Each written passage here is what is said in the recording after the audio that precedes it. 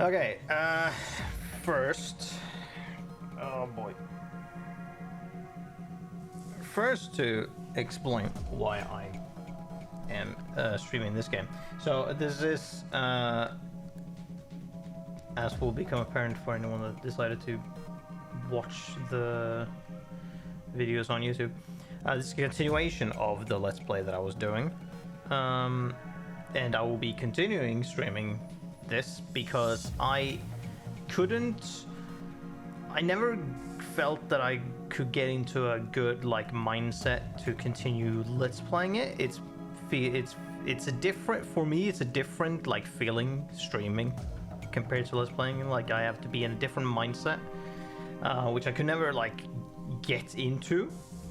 So I was like, well, I'm not gonna end up making a lot of progress particularly fast if I focus on it like this. So I will be continuing to, unless I can find something that I know will be particularly intriguing for me to Let's Play. I doubt it. That's probably not gonna happen too much, and I'm probably gonna focus on doing the streaming and continuing things with that, because I make just better progress playing a game on stream. Whether it's for 4 hours or 2 hours, it doesn't really matter. But yes, what we are doing is to do a recap. This is a fairly, can I say fairly old game? I think so. I don't remember when it came out, but it's probably 17, probably. Close enough, maybe.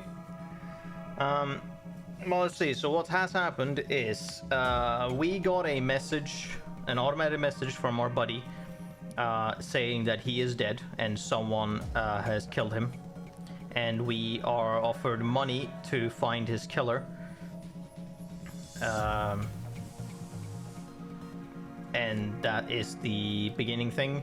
We head into the morgue where he's stationed, or where he's put, and we talk to the coroner there. We get a help from some dude called Jake Armitage, and deal with some gang members, and then we head over to a bar that we found out about, and then we talk to some people there, and then we find out about a person called Coyote that might have a connection to someone that could be connected to the murders and stuff. And then we find out that she's missing, and so then we go and search for it. We find another victim of the killer that is the Ripper killer, as in Jack the Ripper. That is what the inspiration that they got from there. In universe, the name, that is. And then we find this guy Paco, who we found out was connected to Coyote, and then we managed to track some info into this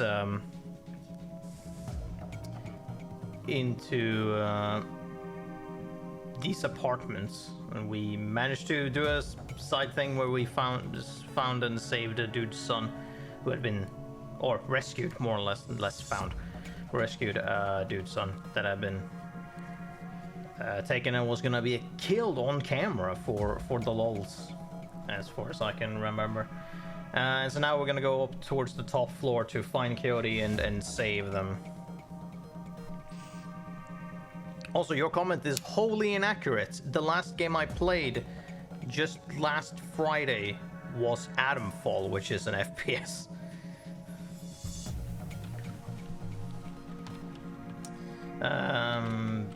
But yes, alright, so let's check this stuff. We had our drone, we have our pistol, and that's the things, and then we have some stuff.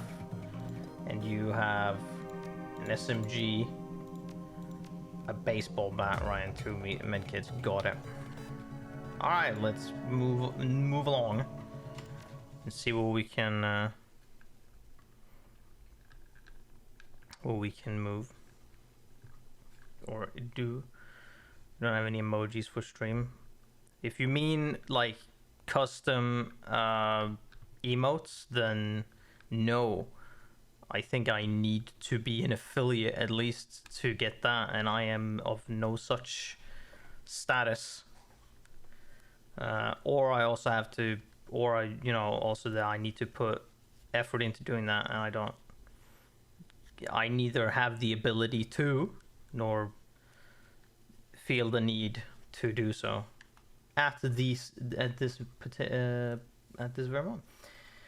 The penthouse suite. Also, this game is gonna have a lot of text, so I'm gonna be reading a lot.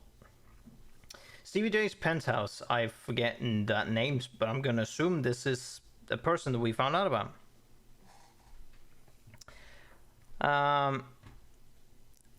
Before you continue, 1, no. 2, I know what you're doing. 3, don't. That's it.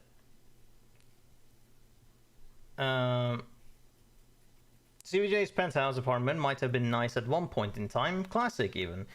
But now it's filled with neon tube lighting, broken down furniture, piles of rubbish, and crates containing who knows what. Still, compared to the rest of what you've seen, it's positively palatial. I don't know what that word means. The only thing marring the penthouse pseudo-luxury is a woman's cry of pain in the distance, followed by laughter. Someone being tortured for another's pleasure. You step deeper into the apartment. Well, that's unfortunate then. Nothing about being reached the top of the stairs. Looks like Stevie J doesn't use them much, if at all. Alright. Oh, wait, we're in combat? Or do they just see this No. I don't. Okay, I'm gonna do this immediately because you're not a real person. At least not. If you are, I'm sorry, but I don't care enough. Well, I'm just gonna do this. Be glad. You're not ass forwards to warrant a ban.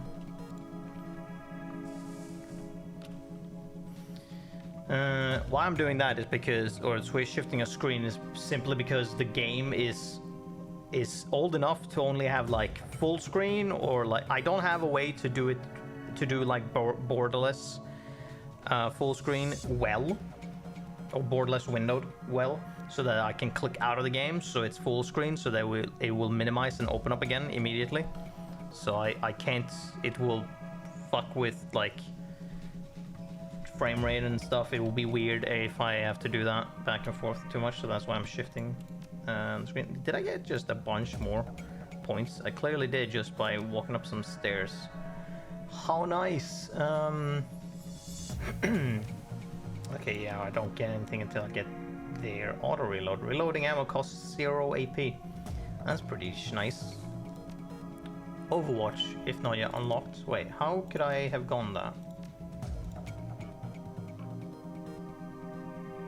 If not yet unlocked, how do I unlock it otherwise?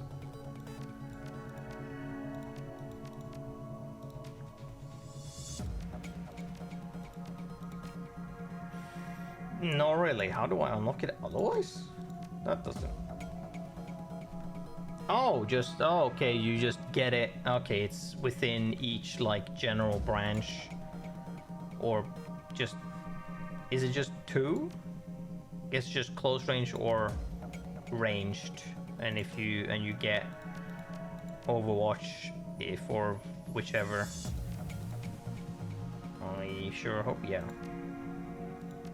No, not Conjuring. Not interested in that. We could get Overwatch. That seems interesting. What else could we potentially get that I would want actually? Would be within robots. Alright, so we can get that. Later at least.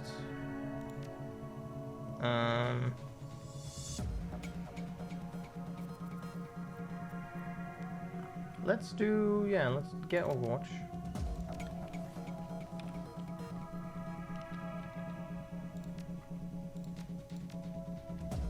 Wait, am I not allowed to pick someone else first? Oh, that's curious. But I guess we are in combat somehow. And is this not... I can't tell based on like the camera angle. I can't really tell what the fuck anything is because I can't turn the camera, I believe. Nope.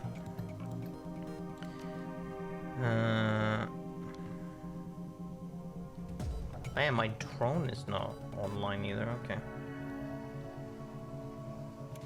Do I just... Why is that cover? You know what? Shift weapon?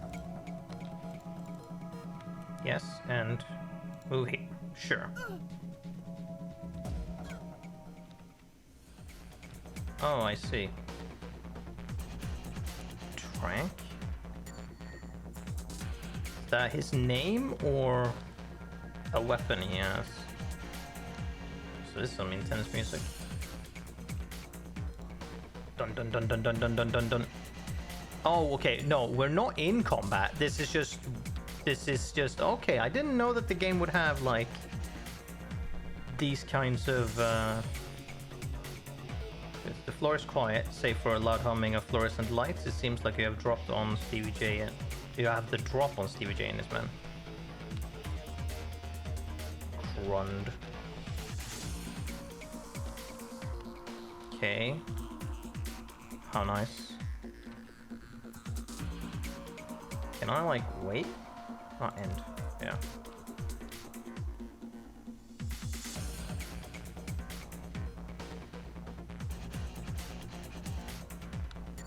Okay, Paco, time to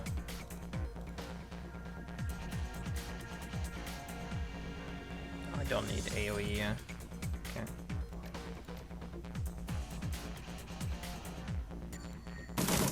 Bam! Pew! Death. Alright. Let's move up. Is this Overwatch? Oh, it sure is.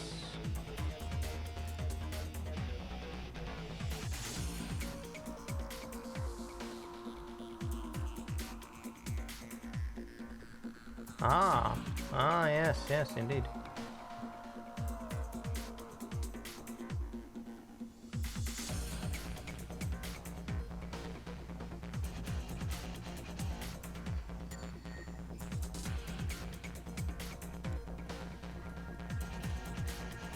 Whoa, okay. We got some, whatever the fuck these are.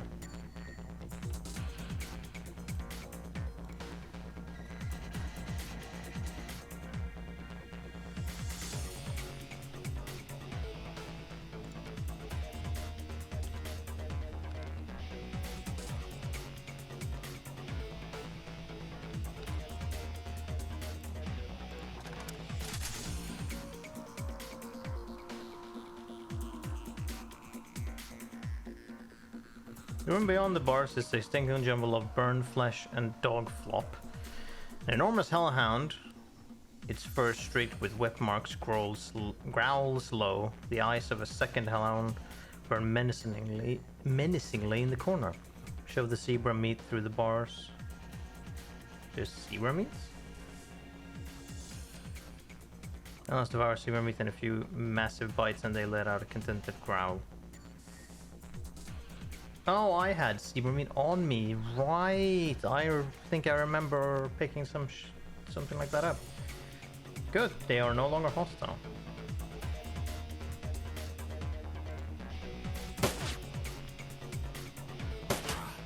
Bam, you fucked. Oh, you did a mistake. Raspy manic voice booms over the penthouse PA system. Stevie J, you really think you can come in here and shoot up my place? Do you know who I am? Who are you? Don't you know who... Don't you know who I am? You're the guy who needs to shut up. I appreciate all three of these options are just... No, shut up, die.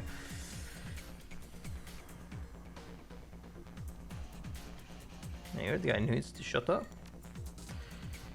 Oh, and then that's the end of the conversation, apparently. Do I not? Oh, well, I guess it's because I don't... Have I not deployed? Oh, I have technically not deployed it yet. Well, deploy it. Deploy Ben. Bam! Bam!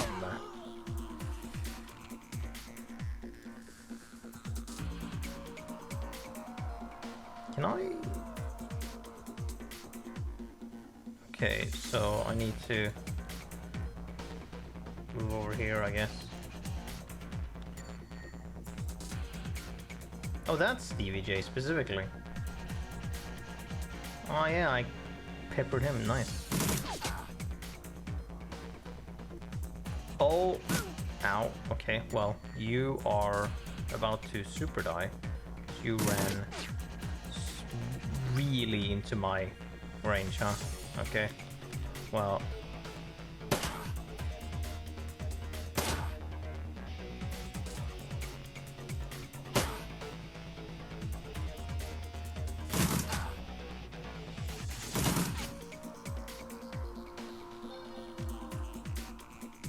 Are you allowed to do that? That seems bullshit.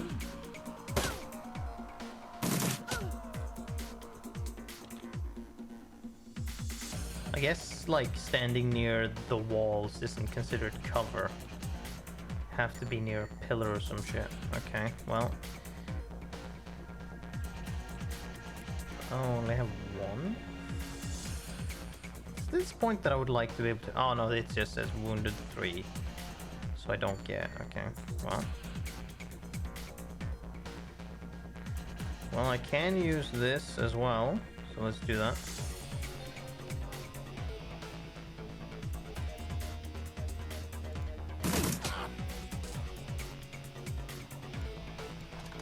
Fortunately, I need to reload. But we can kill you. We can keep hitting you. Oh, you're an idiot. You missed. Face the consequences.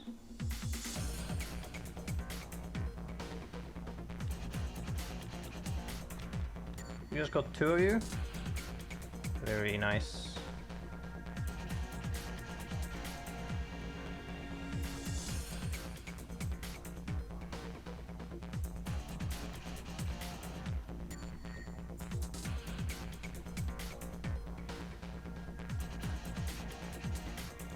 Rock up with our robot. Or drone specifically. Bam! Alright, time to kill you. But no, I can't! And with a bloody gurgle, Stevie J is no more.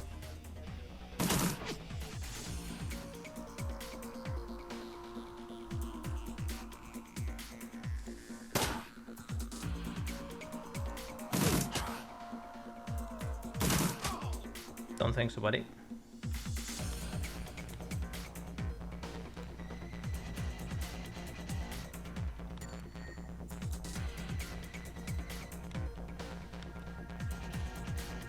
Oh, I can pick up something. CVA's passcodes for something.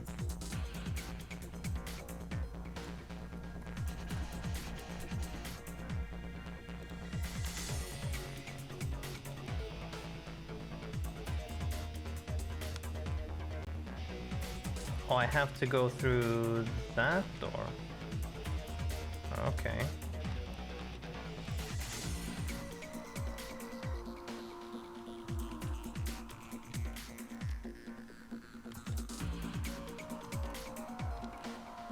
I guess, yeah.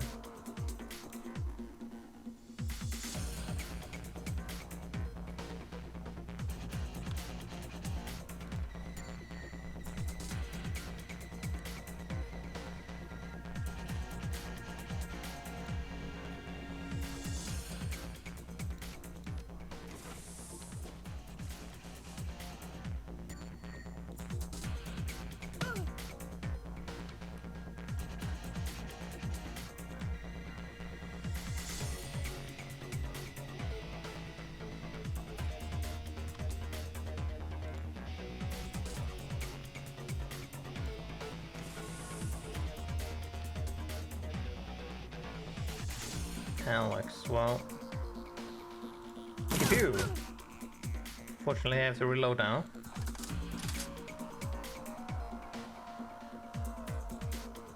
Bam! Bam! Oh, I missed. Oh my god, so did you. Nice going. Bam! Last kill. Or last hit. Sick. Oh yeah, I remember. People don't drop anything very often. Hey lady. Damn, your face is fucked up. That time you go, Paco, who's your friend? It's another professional, I need to ask you some questions. Right now, I'm the lady who's saving your ass. I can see that, and I appreciate it. Kyori, we need to get you back to the Union. Mrs. Kubota, oh yeah, has that med lab in the basement. No. Coyote speaks through gritted teeth. No, I need to finish the other thing I came here for. I need to find something for Mr. Delia first, a stash of gems. Oh, no, Delilah. Read that wrong. I thought you said you'd never do another deal with that man. Did I read it? Oh, maybe. Look, Paco, I needed an excuse to come back here and settle some debts. Figured I might as well get paid for it. Her voice is strong still, but her body's beginning to shake. Paco, help her back to the Union. I'll find those gems for you, then meet you here. Or meet you there. Coyote looks as though she's about to argue, but says nothing. Come on, Coyote, let's go. I don't need backup. My drone is all the backup I need. Okay, cool. I am fully healed. Return to the Seamstress Union. Find Stevie's stash. Whoa, okay, that's not... Yeah. Got even more karma, let's go. Okay, well the Overwatch is gonna be useful. The reload without having to do anything is pretty cool. And no, I can't get that because I need 7. Let's see, let's get that. Can get Class B drones. I feel like I could have 2 of these. Can equip 2 drones. There we go. That's the thing that I could get. But that's it. I can only get like 2. But let's get Class B ones as well and increase armor for drones. Oh no, I already have that. Stupid. Right. Good, but we'll have Class B drones then.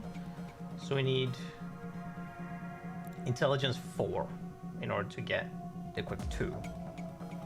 But that's good for now, yeah.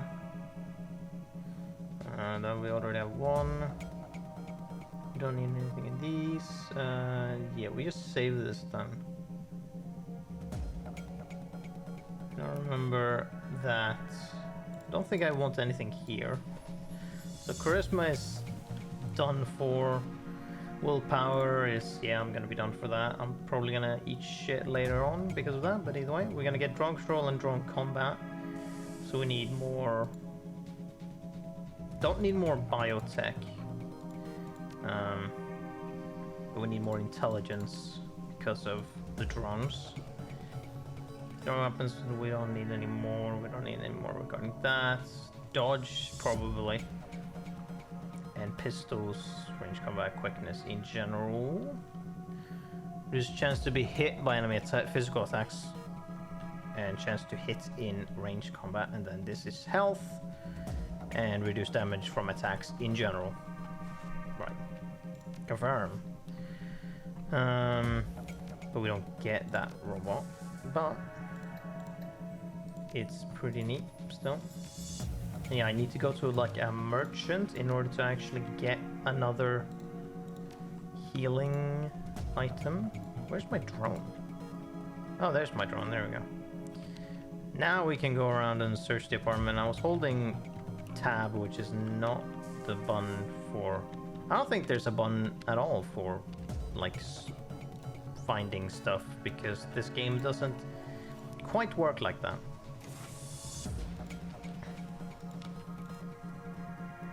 The game will tell you if something is... Some of this Nguyen is lying. This is all junk. Find a money clip full of Nguyen and a medkit. Nice. Advanced medkit? Ooh, it's a much better one than the one I used. Oh boy, okay.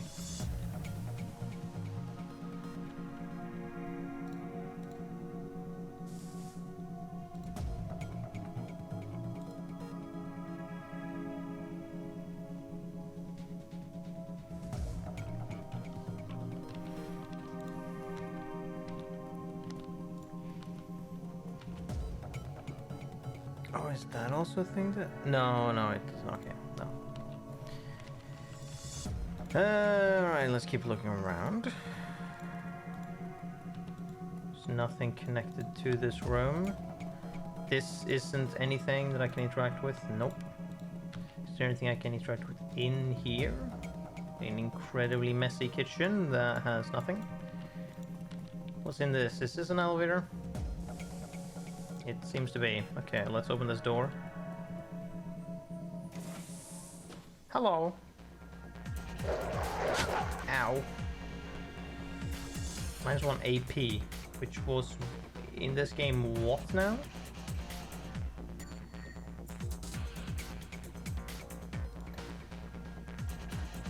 This isn't that this?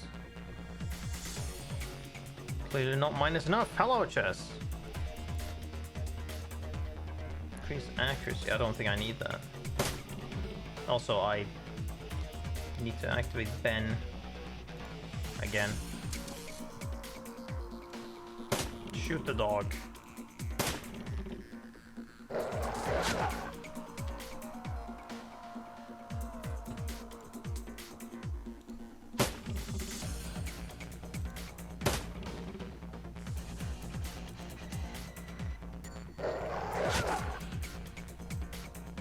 Oh, okay, now it definitely is like minus an AP, because now I can't even do anything. But there we go. So is it regenerating a HP when not in combat, or is it just... No, it's maybe like after combat it might do that, but there we go. Found the gems. Time to leave. 2 karma. That is not anything I can do with. Dodge. Other than that, nope. Well, I can do accuracy, but that's also not something I necessarily need right now, so let's not do that.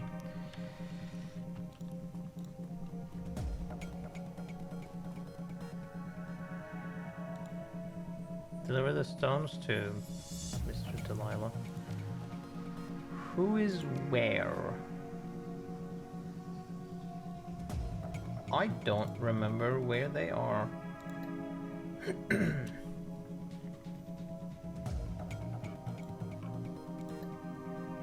Guess we'll find them. Oh wait, I just teleport to the seamstress unit. Where's Delilah? I don't remember where this person is. If I have met them before, I don't remember actually.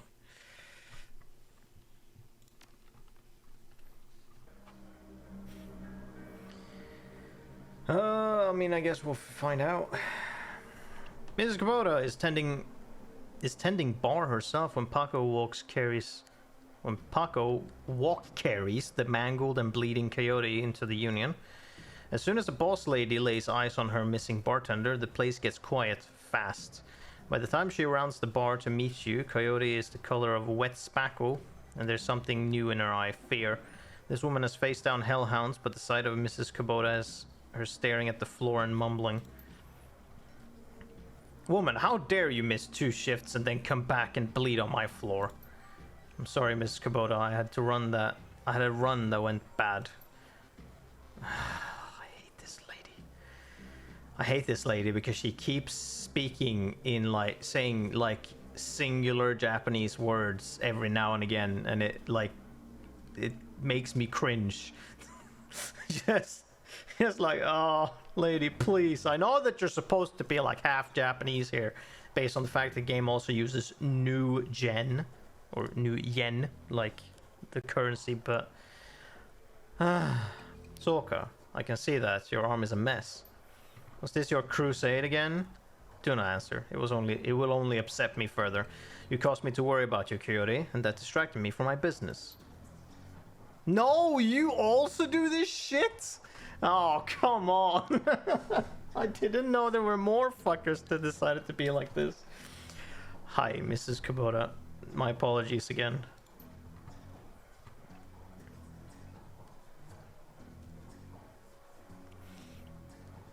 Sherry, take her downstairs to Dr. Castle.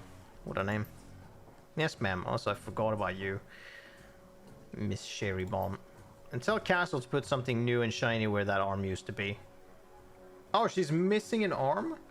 Or, well, her arm's... Yeah, right, her arm's fucked up. Miss Kubota, I can't afford a cyber arm. I'm aware of your financial situation. When you are healed, we will discuss the concept of Giri, the debt of honor. Now go, bleed elsewhere. Alright, lady. Yes, ma'am.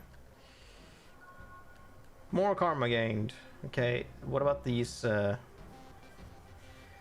jewels and shit? Her anger at Coyote's rashness slowly washes from her eyes and is replaced by tears. She sniffs, wipes them away, and inclines her head to you. No! I hope I don't have to speak to you too often. Domo arigato, Flintlock. That girl is precious to me. It is not often that we see acts like these in the Barrens. You have performed a great service for my little family, and I welcome you into my home. Consider it yours while your work keeps you here. I hope it doesn't for very long. But we both know that words are mere air. Beyond my thanks, I offer you this remuneration. Please take it as a show of respect. What, the $1,000 that I got?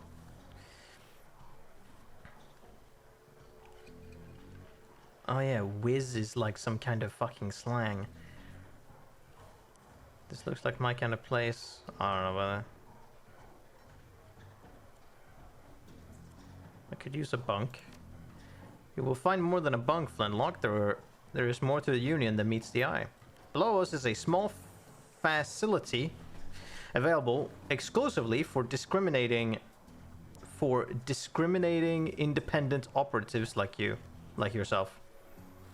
In it, you will find vendors selling the best gear the black market has to offer, a fully equipped cyberdock, and a secure place to rest when the dreck hits the fan, as they say. Consider this your home while you're here. Thanks, I won't. Although her offer immediately seemed to be more interesting as she's giving me a fucking, like... Yeah, this place is a safe house too. Indeed, in which case I'm like, yeah, sure, as long as I don't have to talk to you too often. Normally, I require a percentage of the runner's income for the use of this facility, but as I said, you are family now. Consider it on the house. To gain entrance, play GAFFC on the piano. Gaffs. Or Gafk. Okay.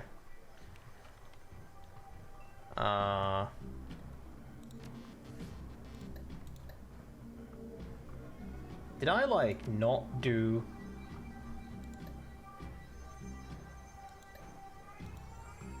I'm very confused.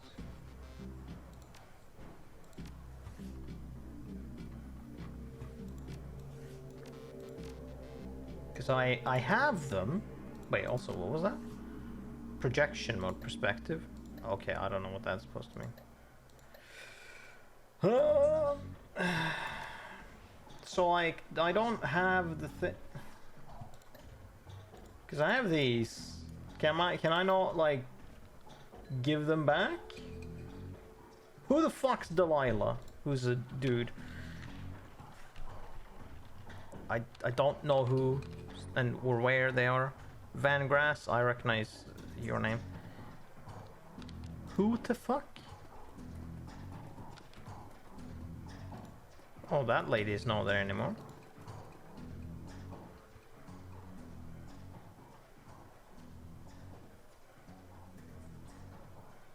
I just oh, hold on, Jesus. I want to look around. I want to find. Can I? Oh yeah. Okay, nothing of which is in here. Okay, can I leave? Or is this game that strict?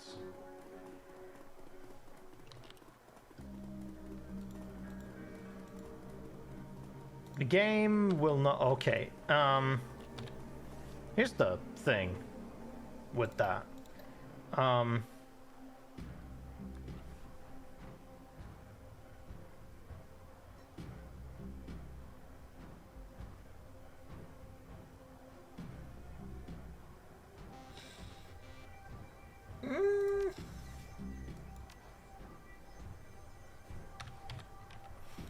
Oh god, what's the... Oh, that would be this. So, restart level. Right, because the game fucking functions in this way.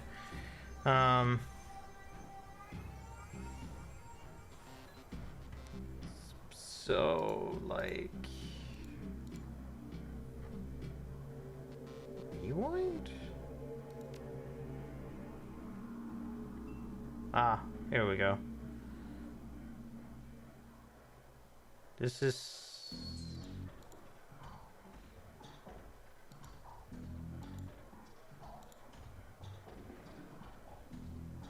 Oh no, yeah. Up here, right?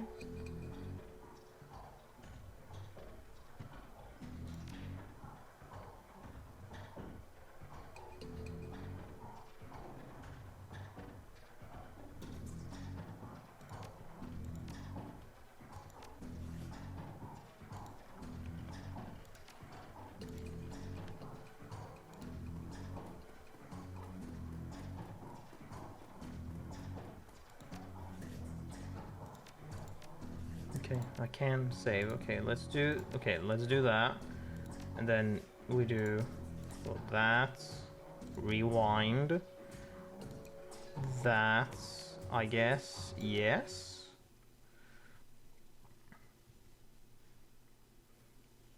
Because is this like at the beginning of that, or is this, it is apparently.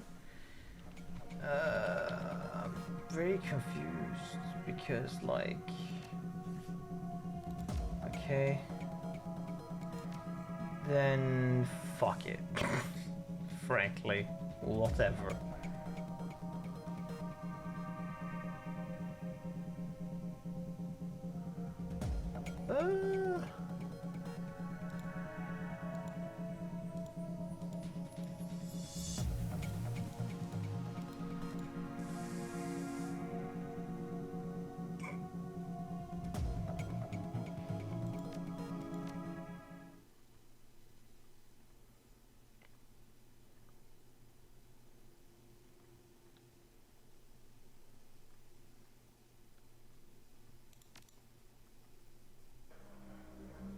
Okay, this game's fucking autosaves, or this save system confuses me to a ludicrous degree, apparently.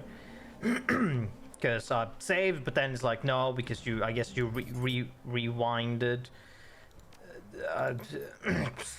Fucking sure, whatever. I'm fucking so confused on what the fuck.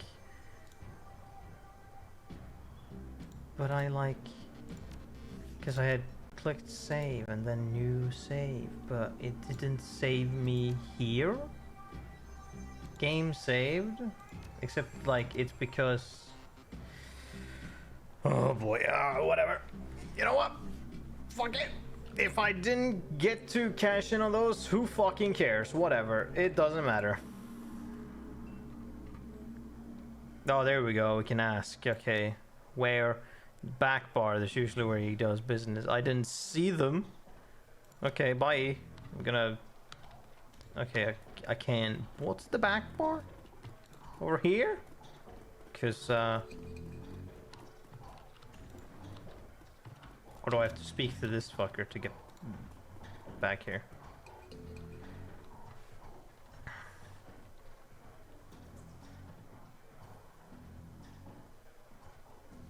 Oh god.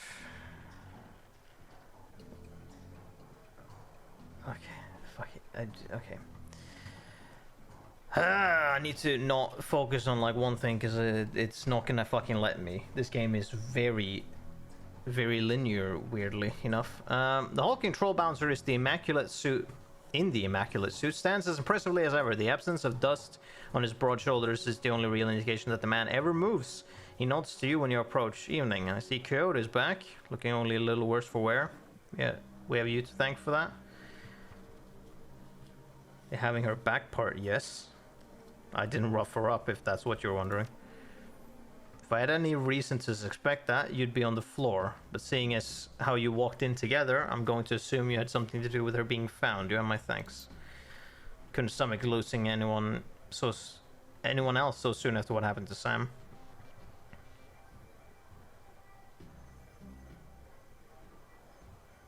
You feel protective over the people here? Which is... no, that's a statement, actually. Immensely. Toward anyone who walks through that door, be they employee or patron, unless they mean ill will, of course. If I ask a few questions... okay, we're gonna just go in full into this. You hear anything else about Sam's death? I feel like I've talked to this guy before, but okay. People saying it was the Ripper, but people say a lot of things about what they don't know, or what they don't understand. Where I can find a fence? Are we talking about... the criminal type? You have to pay extra for manicure on hands that big. It's not the size they charge more for, it's the blood under the fingernails. You know where I can find a fence? I think Van Grass is the bar near the stage, dwarf with a cyber eye. I can't miss him. Okay, cool. Johnny Clean, I remember you. Hey Johnny, I'm looking for where Sherry took Coyote. The piano is a little out of tune, check it out. Right, yeah. Oh, that was it, okay, yes, got it. I guess saying she's down there as well then. Van Grass is busy talking to it on his comm link, checking his heads-up display. And motioning to a runner standing nearby, all at the same time. He's an intense little man. You get the sense that he likes to look busy. And Van Grass, make it quick. Busy is good. Talk to me. Mrs. Kubota said you were a fixer. He still hasn't looked at you. He's going a mile a minute. Nothing for you tonight, sorry. I'm doing a thing right now, important thing. Talk to you later. Oh, hey lady, one more thing. He covers his comm link for a moment, tilts his head your way, but you can see he's still staring at his HUD. I'm a fence too. If you got anything you need to unload, come see me.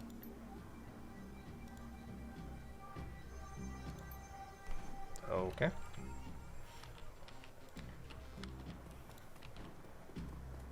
Let's talk to you then. Unfortunately, see. You mentioned Coyote's crusade. What is it? Coyote grew up in the Royale, but managed to escape that life. However, her cousin was apparently not so lucky. He came to town about a year ago and fell in with the wrong circle. He was introduced to sim ships and became addicted to BTLs, standing for better than life, I believe.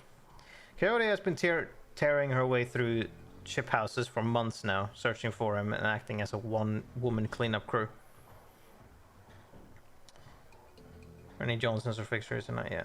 If you don't mind, I don't know what either of these means. If I have heard them before in the game, but if you don't mind, how did you get involved in all this? I'm a former runner. Now I provide a safe haven and a marketplace for runners who need a trustworthy place to congregate and do business. Go the other one we already know. Okay, let's check out the piano. G-A-F-F-C.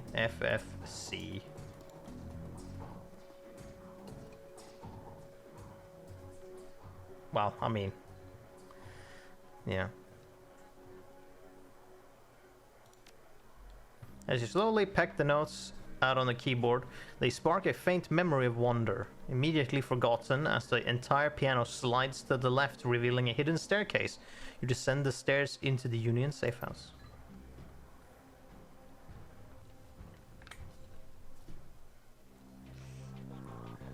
The entrepreneurial Mrs. Kubota has combined everything a runner might need into a one-stop shopping experience. I can't fucking read that quick. Game, please. Can I reread that? I fucking doubt it.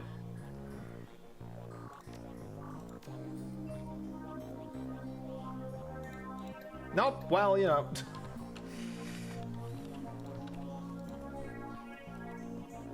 No bunks available. Well, I'm just gonna rob this place. Unless this is just... This is my stash, yes. Equipment in stash, right? Glad it just says in stash. I'm gonna...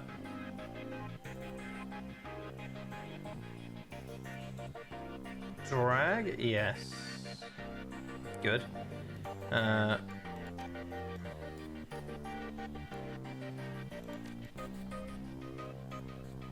Oh, okay. We have to do it like that. Forgot how kind of... Oh, this fucking game is sort of ill-equipped to deal with things in general. Like, they want you to do a specific way. Was this game made for consoles? It almost feels like it.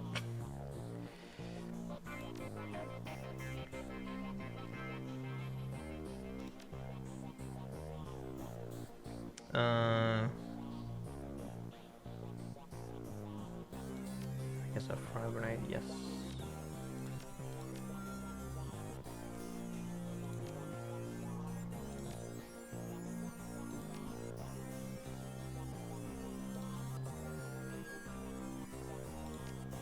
Did I, like, mess with the game here? Because now he's here, where he wasn't before. Man. I'm good, apparently. Oh, no, well, I mean, yeah, I guess he would have been here. It's not that far away.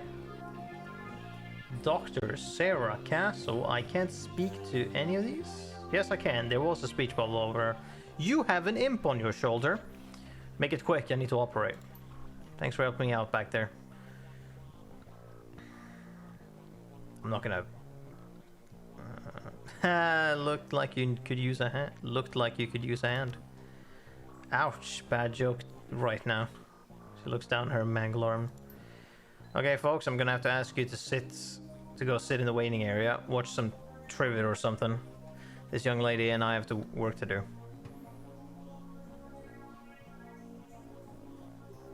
Miss Kubota never said what kind of cyber arm she'd pay for. I want something badass. Got one with a laser inside? I'll take what I give you, lady. Now let's have a look at your face. Leave it. Excuse me? I earned this face by being stupid. I'm gonna keep it. End story. Whatever you say, kid. With one swift move, she sinks a syringe into Coyote's thigh. Nighty night.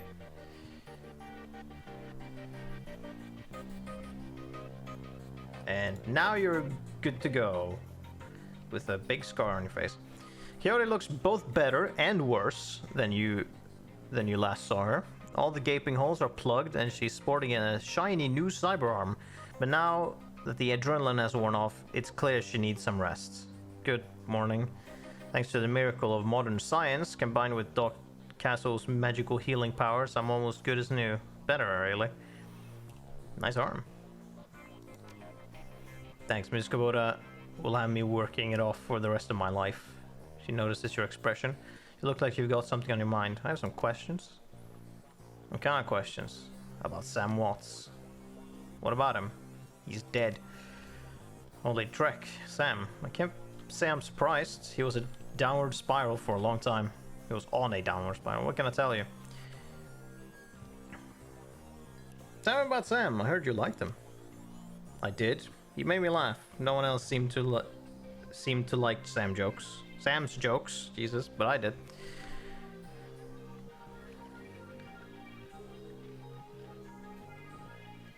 Did you guys jam?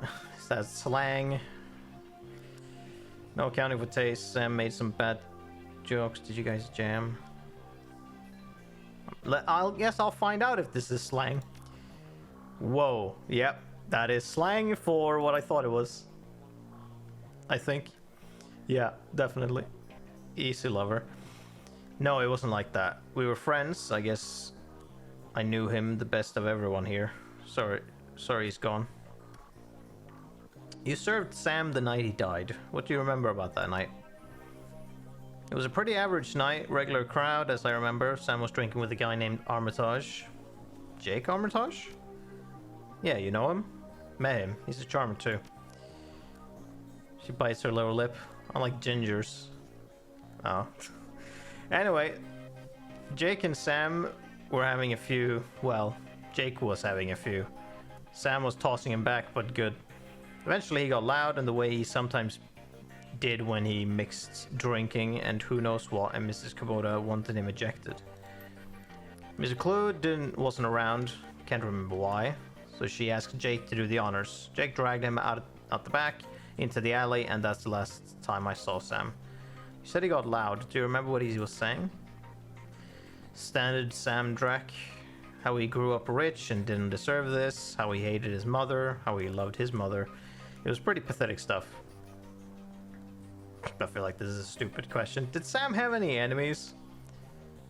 Enemies? That's hard to say. Sam partied hard, and when he did, he ran his mouth off pretty good. Got his ass kicked on more than one occasion. But no, I don't think he had any enemies. At least none that I'm aware of. Where did he live? On the streets mostly. He'd occasionally convince someone to let him flop on their couch, but he'd always overstay his welcome and got kicked out after a few days. Sometimes I'd sneak him down here so he could crash in one of the bunks. He used one the night before I saw him last. How bad was his drinking? If it was just drinking, it would have been bad. But Sam wasn't the monogamous type. He dabbled in everything: booze, chips, drugs. He loved the nitro, whatever he could get. He loved the nitro, whatever he could get his hands on.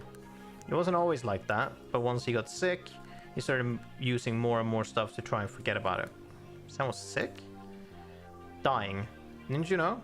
Yeah, everyone could tell. You could just look at him and see he was a walking corpse. It had to be the drinking. Then he disappeared for a while, and one day he came back all better. Looked good even. Did he say how he got better? He said his mom helped him out. Never said how though. Thank you. Now I need you two to do something for me. What do you need, babe? I need you to talk to Mr. Delia for me about the Royale run. He is usually upstairs. Tell him I didn't get the gems. Maybe I can take another run at it when I recover. I will. I got the gems. I got them. I have them in my pocket.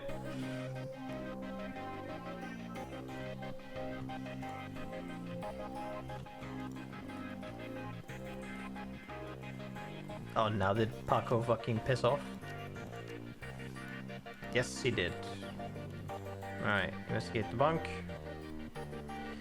The bunk is a mess and reeks of booze. Searching through the sheets... Okay. Blankets and pillow, you find an old photograph that has seen a lot of wear. Look at the photo. Look at the image on the photograph. The picture is of a blonde boy and girl, both about age 14, sitting on a dock on the edge of a lake. They appear to be twins. The boy has his arm tight around the girl's shoulders and is mugging for the camera. The girl is planting a kiss on his cheek while making rabbit ears behind his head with her fingers. Check the back. Written on the woman's hand... Wait, in a woman's hand are the words Sam and Jessica. Lake... Sammamish State Park, summer 2040.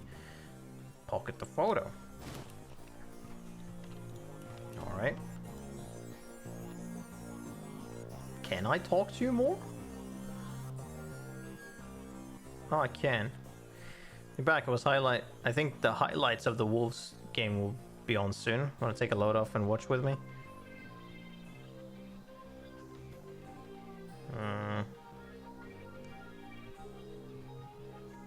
You know someone named Jessica?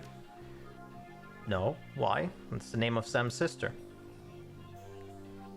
Jessica Watts. Yeah, you mentioned her once. It didn't sound like they got along that well. What the fuck? Your comm link chips and the screen shows the smiling face of Officer Aguirre. I think it was. If he's smiling, it must be about money. Oh yeah. Are all cops on the take as happy as you? Yeah, we have our own clubhouse and everything. As per our discussion, I'm informing you of another Ripper murder. Oh great. The victim worked at the NTSB investigation facility down at docks. You owe me for this. Put it on my tab. You there now? Better get here quick before McCluskey arrives. Great. Image on your PDA dissolves in the cone. Another Ripper murder? Where? The docks. I've got to go. Okay, listen, I want to help. You dragged me out of the Royale before something bad happened. Worse than getting my arm torn off. And Sam was my friend. You head to the docks and I'll see if I can track down Sam's sister Jessica. She might be able to help us. Thanks, I appreciate the help. I'm not gonna fucking... I will go down there, but first... I need to talk to people. Who the fuck? Oh no, he was upstairs, right. Alright, well we got some people here. What the fuck is your name? Oh boy, look at you. Algernon? Past the bar, the edges of the safe house become somewhat indistinct due to the magical haze surrounding a particular elf. The man seems only half of this realm, his mind wandering the far horizons of astral space, while his body peddles his otherworldly wares. Good evening, young human, and welcome to this humble home that we call the Union. I'm Algernon Half-Dream. To ease your way through the sixth world, I offer you the best in magical foci, spells, and fetishes for the conjuring of spirits. Sure, but I doubt any of this is something I care for, because I don't use spells and shit, but that's neat.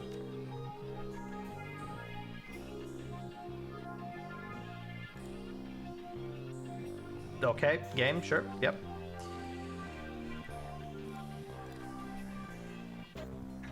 Eric Mersman.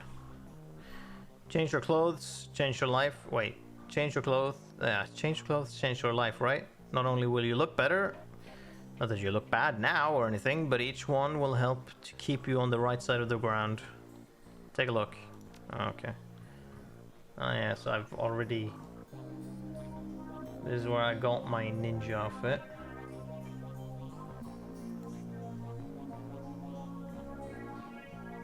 Right. Uh-huh. This is guns, I can tell. Look at you. Theodore Buster Gruberman is a well-groomed orc dressed with a precision that suggests the straight lines of a military officer's uniform.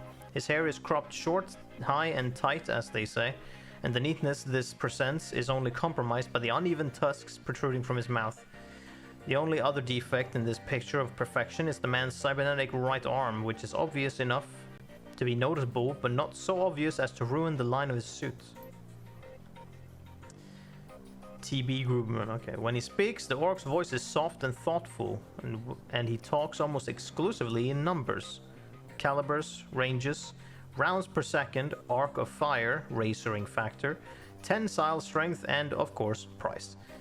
Bunker Buster Gruberman, at your service. Friends call me Buster. I also answer to Sergeant, Sir, and even Theodore on occasion. Anytime you're in the market for firearms, ammunition, or ordnance, I'm your man. How can I help you? What exactly do you sell here? Things that go bang in all shapes and sizes, plus other odds and ends on occasion. Consider me your own personal army. All weapons are guaranteed to meet strict UCAS military spec or your money back. In addition, I can handle routine maintenance, repairs, and upgrades if you so desire. And if that wasn't enough, I also teach a safety and instructional course every weekend. This week we're covering bayonets. Mark my words, they're making a comeback. I like you. What do we have? That looks like a fucking pistol that I recognize almost. What is this profile that I'm seeing? It's a small ass pistol that I'm thinking of. Is it a Makarov? Maybe. The most common gun in the shadows. Everyone owns at least one. Right. Capacity of 28. Holy shit. That's just better than mine? Surely. It's got more bullets. I should probably get that. That's the other pistol you got.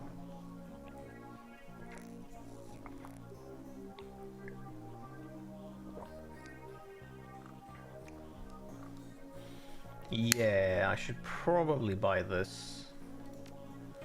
Seems better than what I have. The Benelli. Interesting that... Oh, well, this is a Beretta, so not quite spelt the same.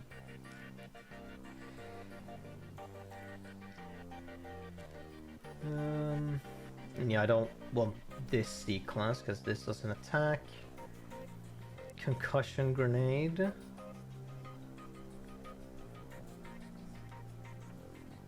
Medkits. No, okay, just buy that. I don't really need two, so we just do that because then it has more capacity. I barely ever have to reload then.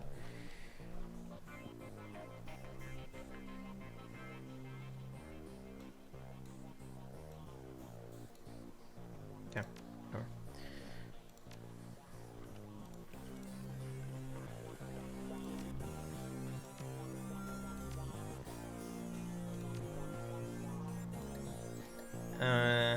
No then.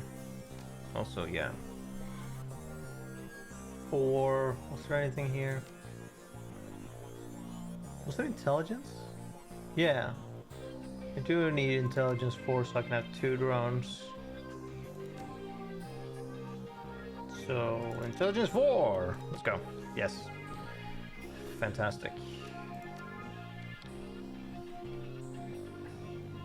David Fry 2. Or is it the second? Every inch of the tech alcove is covered in a chaotic patchwork quilt of circuit boards, chips, wires, displays, and a million other things that you can't identify. In the eye of this techno-bits storm stands a dwarf, immaculately dressed and supremely calm. Oh wow, look at him. I know that look. Don't let the size of the shop fool you. I can get any Matrix hardware or software that exists. And if it doesn't exist, then I can get it made for you. Any questions I can answer or anything any questions I can answer or anything gear that doesn't make sense, but okay. So that goes program, what's an ESP? What do you have so? Nothing that I care for, right? Because it's all other shit. Decking and hacking and shit, yeah. Nope, that is not mine. My class is I'm being rude. Let me also introduce you to our resident decker and my good friend Johnny Clean. Oh. Well, in the same overalls that you saw him in upstairs, down here, leaning over a workbench crammed with circuit boards, cables, and chips, Johnny Clean seems a totally different person. You get the impression that Johnny was once as hot and as invisible as the most infamous deckers today. Good to see you down here. Happy to be of help if I can be. Oh, well, you're dressed as a janitor. Did I stand out upstairs? No, janitors never do. When I was younger, I had a rep for getting in and getting out of systems so cleanly that no one knew I was there. Half the Matrix runs that earned me my rep were made possible because I was able to get inside the facility posing as a janitor. Now it's just sort of part of me. Is it true that you were part of the Echo Mirage team? I don't even know what this is, but okay. Let me take this one. Listen, I've known the guy for over a decade and he's been smart enough not to tell me. So he is sure as hell not going to tell you anything about those days. For your health and his, best to let the subject drop. Alright. Fair enough. So I guess whenever we come back at later times, we check in with Gruberman, see if he has any drones or whatnot for us. Let's talk to good old Doc. I didn't get to do that In Shadowrunner circles, the term doctor is often used quite liberally to describe any sawbones with a needle and thread. But in the case of the Union's resident medical experts, nothing could be further from the truth. The safe house boasts a fully equipped medical suite, complete with shamanic fetishes. Even fetishes. This is 6th world medicine of the highest caliber. The doctor herself is an unassuming sort, perhaps the type to go unnoticed entirely, if not for the spiritly... No. If not for the sprightly spirits perched on her shoulder like her own personal gargoyle. The spirit's burning eyes follow you constantly, even as the doctor's own eyes are buried in her charts. However, she does look up long enough to acknowledge your approach. Dr. Castle, I understand you were instrumental in bringing Coyote back to us. Thank you for that. This is another fucking slang term. Okay.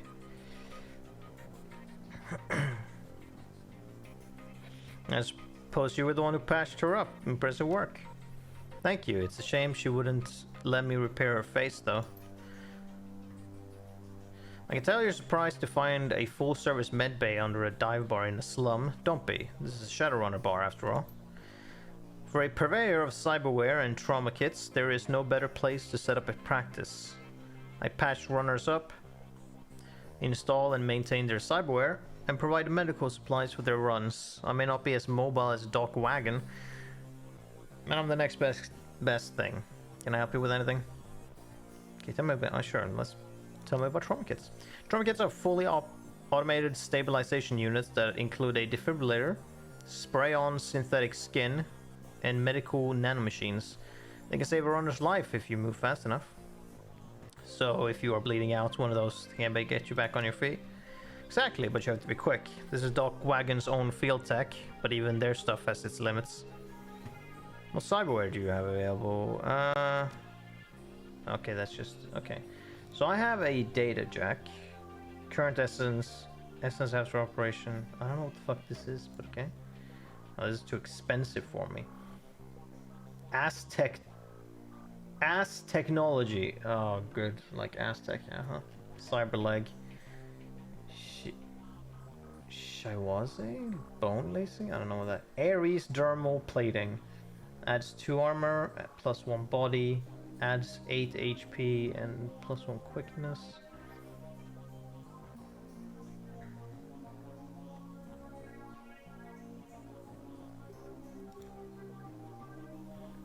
Vision magnification eyes. Renraku's basic cyber eye replacements extends and enhances your vision. Adds plus 3 to hit.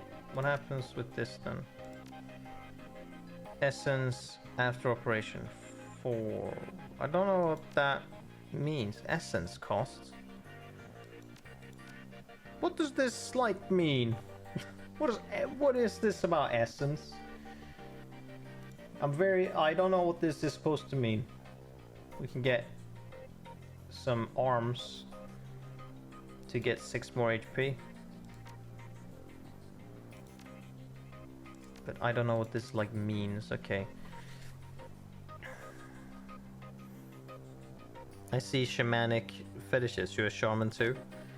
While modern medical technology makes surgery less disruptive than it used to be, it's still an ordeal for both the spirit and for the body and the spirit, requiring extensive recuperation to properly heal. I'm trained in the ways of the spirit world as well as the scientific world. I do my best to heal the whole patient. What's that on your shoulder? This little guy supports the healing rituals I perform on my patients after surgery, dramatically reducing their recovery time. Not standard procedure, of course, but the results speak for themselves. Okay, let's check your medical supplies. The fuck is this? Restores the teammate to life with 100% of their total health consumed when used. Okay. Right, because I do have one trauma kit, but it's a normal one. 50. Yeah, these. 25. Okay.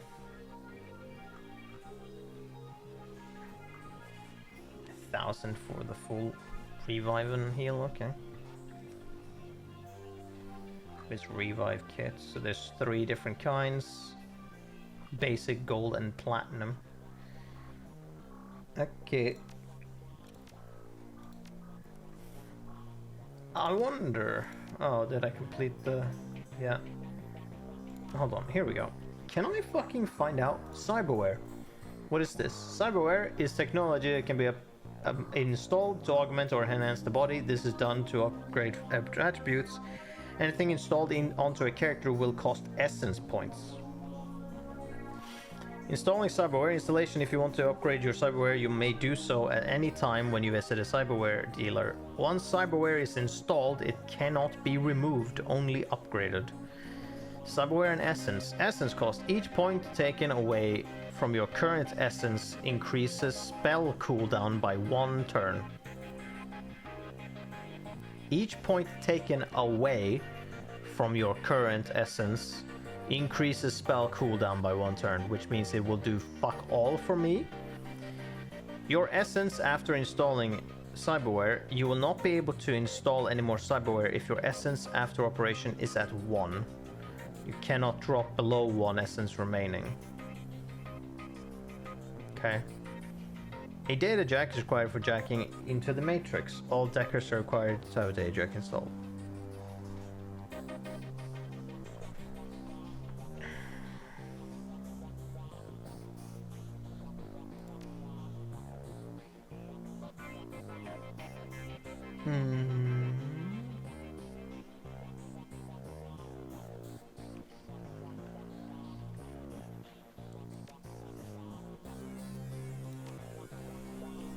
So, right, I really don't, it doesn't matter then. So essence is just about spells, but since I'm not using any, it's a free resource. But these things cost a lot of money anyways, so I ain't doing that. Deliver the stones to Mr. Delilah, and he's upstairs. Let's go up and see him then. Where the fuck are you? There you are.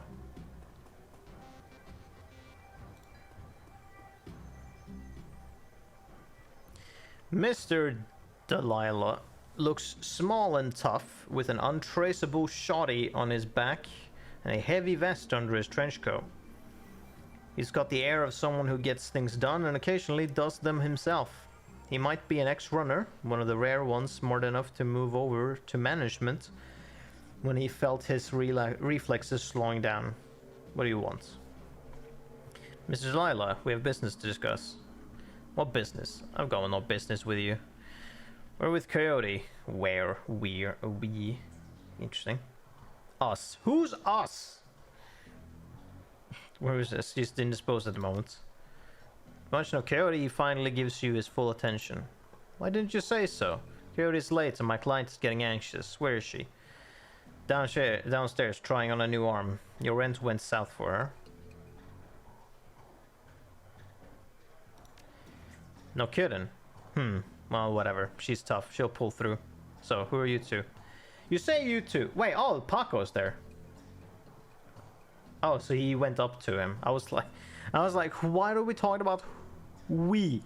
And it's like, oh, okay. No, Paco was there. I'm like very confused. Guess, yeah, right, he did run off, but I don't know. Flintlock, he's Paco. Great, we're all introduced. Now give him my stones.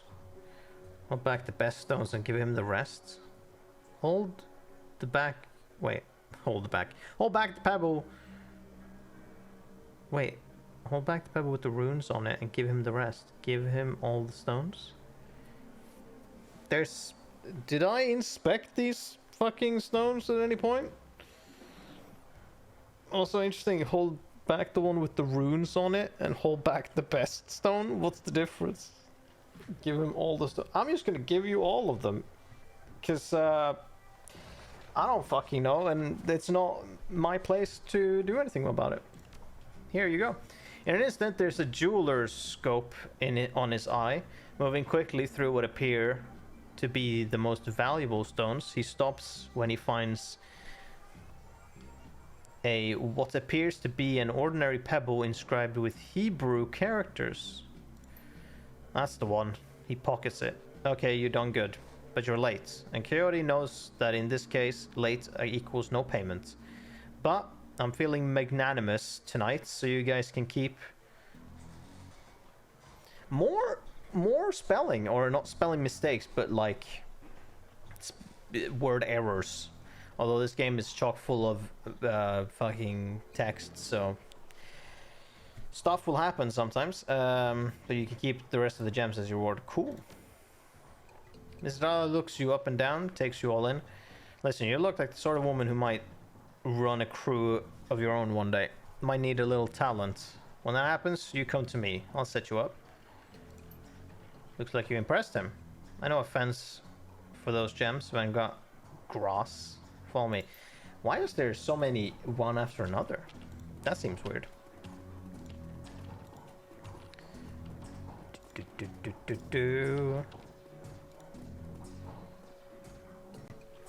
Van is fiddling with his eyebrow while noodling on his PDA. You're back, still busy. What's your story? I can see you're a busy man. That's right, and so I wouldn't bother you if I hadn't come into possession of these rare stones. Rare stones, huh? Let's see these rare stones. I don't have anything else for this. You hear the servos on Van Graas's cyber eye whir as a magnifying lens slips into position. He bends his head over the stones for 2 seconds, maybe less. Where'd you get this, Drac? A gumball machine? I'll give you 1,000 for them. I'll fucking take it. I don't have enough of anything here, so I'll take it. Whatever. Done. Give me your cred stick. 1,000 is good to me right now. So Alpaca, we're still running together? No. Clearly not. He's just here. Okay, good. Take cab to the NSTB warehouse. That's, I guess, by the dock.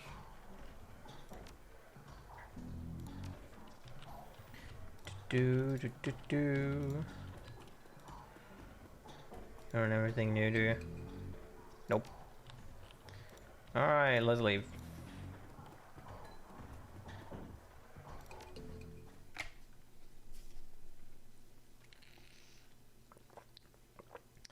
The South Seattle docks. Leaving the Seamstress Union behind, you head to the docks. The Ripper killed Sam, and maybe he or she slipped out with this latest victim. Or slipped up with this latest victim, left some useful evidence. Only one way to find out. South Seattle's your typical industrial area, grit, grime, and grey. The rain doesn't help matters any. Layers of dirt mix with abandoned wooden pallets, repurposed into makeshift furniture for the day workers. Garbage collects in the gutters of the broken down streets. Disreputable is this district's middle name. Your destination, the National Transportation Safety Board warehouse, is located on a small strip of dock towards the less maintained end of the waterfront. Despite the presence of those who linger in such places, it's quiet as you approach the gate.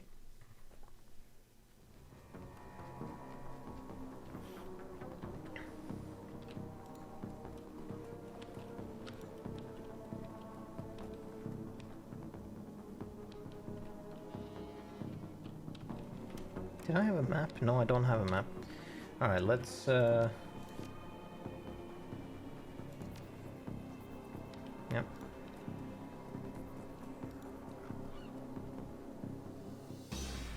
Hey, looking for a good time? No. Know anything about the NTSB? Yeah, the bums around here have been stealing old crap from that place for years. Not worth my time, though. Is this it, though? I think this is something else. Oh, whoa. Lone Star Guard. The guard looks bored. He toys with his gun, absent-mindedly, like he might shoot something on a whim just to watch it die. Hey, you're about to trespass on corporate property. You're looking to get dusted, street scum? Here we go. The etiquette that I wanted. Interesting. Officer Aguirre called me in. Needs me to rule out if the killer bypassed security or if they were let in. Oh, of course. I'll open the gates. Aguirre is just inside the warehouse. Definitely no holes in our security here. Tip-top shape. Is that why I was able to get in so easily by just saying that to you?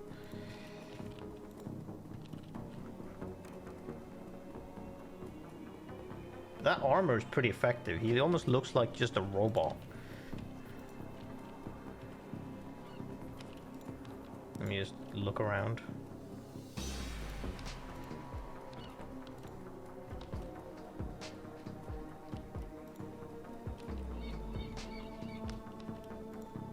So where's the warehouse? It's clearly not here. Ooh. What's this I can grab? Concussion grenade. And what? Phosphorus grenade. Packed with phosphorus, the grenade explodes, causing an additional 4 HP for 3 rounds. What would you like to do with this item? This item rules. What's this? Stun grenade?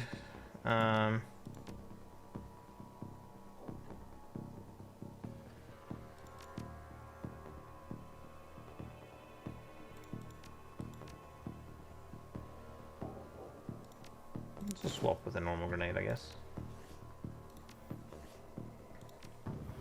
Concussion grenade. It does -1 AP to everyone hit by its blasts. That's pretty useful. And this hits 2 AoE, damage 8. This is a real heavy duty grenade. And then...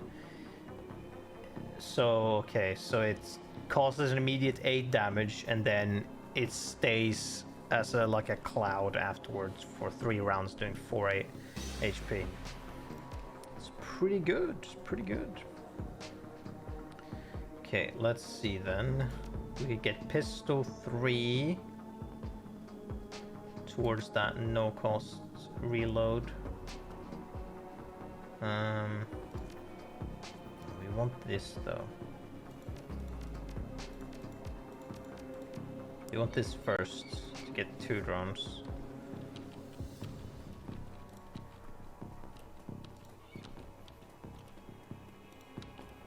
Guess then we could have a support drone if we wanted. Could have that. Because one was a smoke grenade drone, sort of. Alright, here we go.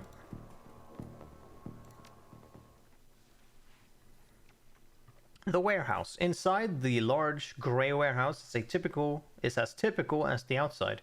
High ceilings adorned with girders and rickety catwalks top a huge utilitarian room.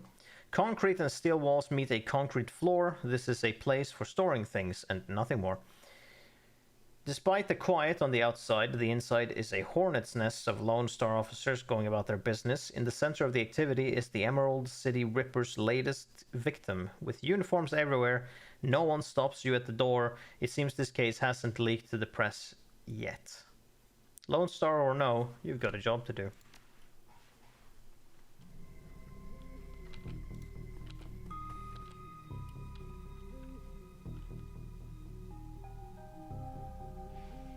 That isn't Koski now because he is like an orc, I believe, of some degree.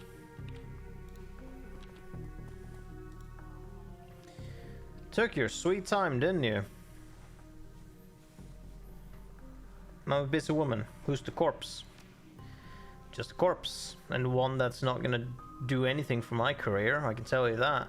I left the computer on in the office over there if you want to see for yourself. The victim worked here at the NTSB warehouse as a black box researcher. This warehouse is used to go over the wreckage from plane crashes to try to determine what happened. The Vic was in charge of their highest priority investigation at the moment. We've gone through the victim's computer and his case notes indicate he was selling secrets. Idiot kept records. Wow. Scientists don't make good criminals. Tell me about it. Some runner like you probably offed him to cover up his corp master's involvement and tried to make it look like a Ripper killing. Here's the office key. Check it out for yourself if you want. I want to head over to the corner first, see what he's got. Oh. The old poster depicts a svelte... okay. Oh, that's a poster.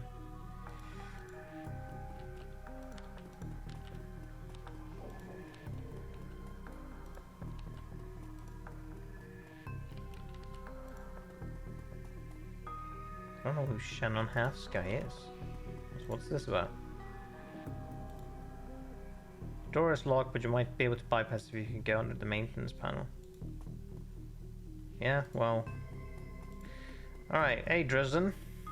Why is the arm off? Flintlock, surprised to see you here. Let me guess. Officer Aguirre tipped you off. Suppose you must have made an impression on him at the market yesterday. Or your cred stick did, at any rate. Anyway, surprise. We've got another Ripper victim on our hands. Looks like business is good for Dyla Morgue these days. Ha, yes. Yes, indeed. The victim's male, mixed Native American descent, age 38. Based on the condition of the body, it looks like he was killed around 2 in the morning. Cause of death? Unknown. Several internal organs were removed from his body after death, quite gruesomely. I'm not sure if the killer even knew what they wanted before they started cutting. Not much else to tell you yet, really. He does have a lot of pre-existing scar tissue, so he probably had a major surgery at some point in recent history. Unfortunately, with the organs gone, I can't determine the nature of the surgery. Any idea which organ the Ripper was after this time? Well, the killer definitely took the lungs. The more I look at it, though, the other missing organs may just be eviscerated within the chest cavity. How's Officer Aguirre doing on the case? It seems like a real go-getter. Aguirre would love to solve it before McCluskey and get his gold detective's shield. Plus, he'd love to see McCluskey suck it in front of his superiors. He's already tried to bribe me to keep information from McCluskey, and he'll slip it to him. I'm inspired by these tireless pursuits of justice. By their tireless pursuit of justice. Did you take the money? He grins from ear to ear. Do you have any idea how much this job pays these days, ma'am? I don't think Aguirre's officer's salary is going to do much to seduce me into helping him. Is McCluskey getting any closer to a suspect? McCluskey couldn't find his ass with both hands. Don't tell him I said that, though. It sounds like the Ripper is taking a different trophy from each victim. Sam's liver, this guy's lungs. Any theories? Sorry, I don't do theories. I'm just a scientist who happens to prefer dead people.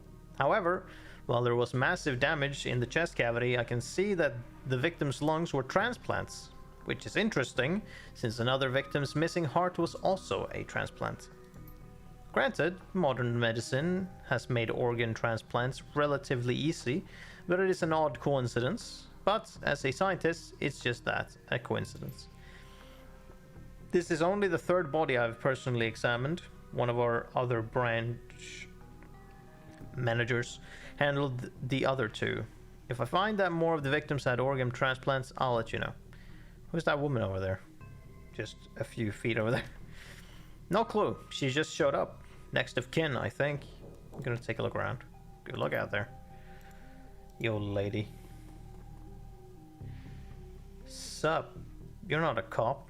She looks up, watching you warily. I'm independent. What's your relation to the dead man?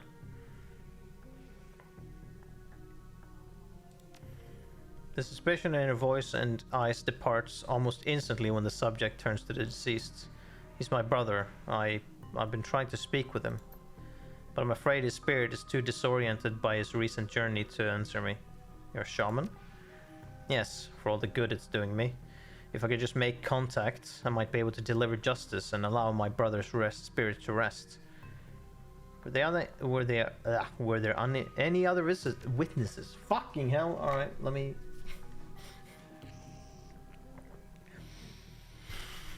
Not so far as I can tell. Not among the living, anyway. Realization then dawns, bringing the light back into her eyes. But my brother's spirit may not be alone here this night.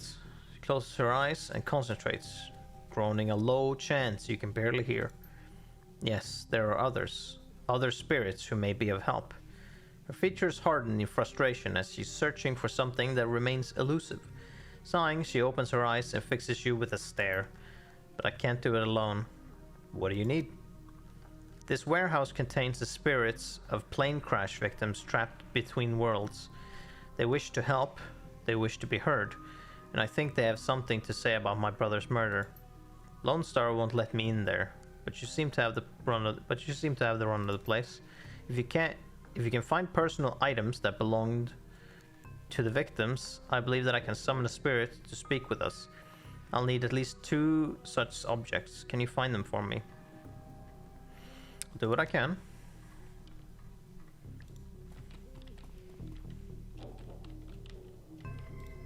Well, let's check out the office then and see what we can find.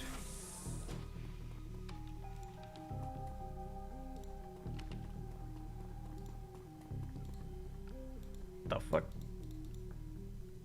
Oh.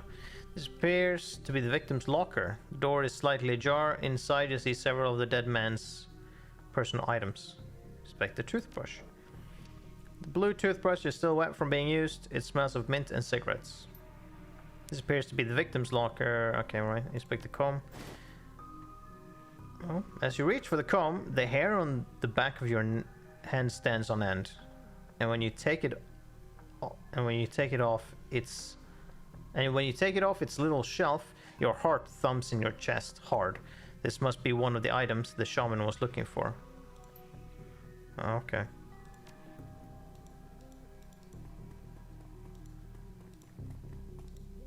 What the? Here we go. Yeah, okay.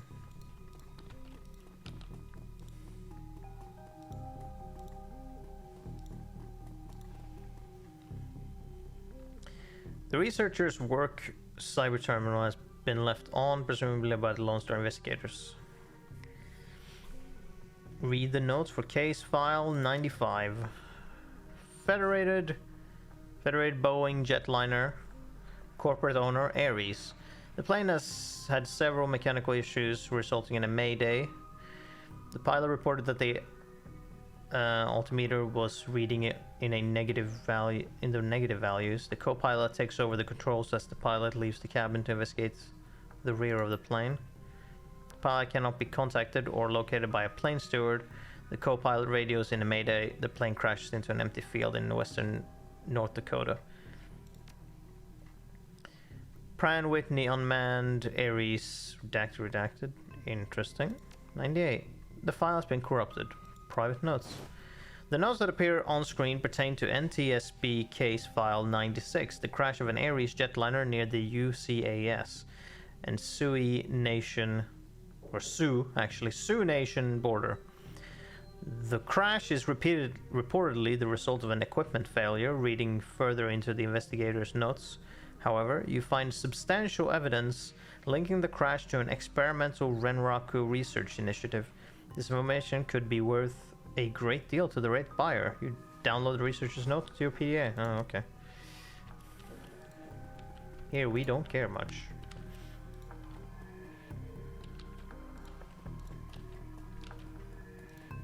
We take what we can get. Okay, I have to go around, yeah.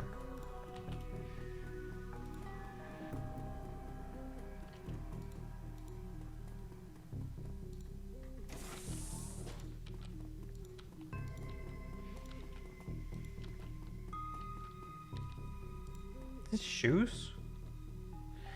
There's a large pile of old shoes on the ground next to the airplane seats. They could be discarded luggage, or possibly the shoes worn by the occupants of the plane at the time of the crash. Dig through the shoe pile. Sorting through the shoes, you realize that there are 3 shoes with no matching pair. A left blue sneaker, a right red high heel pump, and a left black dress shoe. Inspect the dress shoe. It's a black lace-up with a rubber sole. High heel pump is a department store knockoff of an Italian brand. It is otherwise unremarkable. Inspect the sneaker. The sneaker is a child's and has musty, sweaty smell. Oddly, you get a sort of shock as if from static electricity when you touch it. This must be one of the items, yeah.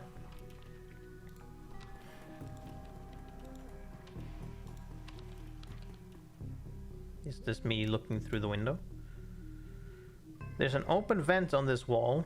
Oh, it's too small for you to fit through, but you might be able to send a drone through the open, through to open the door from the other side. Sure. Your drone fits through the hole, buzzes to the left, and activates the locked door from the inside. Let's fucking go. It's hard to say whether this is a heap of items and refuse recovered from the plane crash, or simply trash that hasn't been taken out yet. Dig through the trash. Sticky substance of some sort seems to have seeped through the trash pile, and your hands are quickly covered with the stuff. After searching for a minute, you unearth a handful of interesting items. Inspect the earring. The earring is made out of burnished steel, formed into the shape of a small salmon. An intense primal fear washes over you as you touch the surface. This must be one of the items. Okay. Dented lunchbox. Can barely make out the face. Cred stick. Ooh. 200 new yen. Fucking let's go.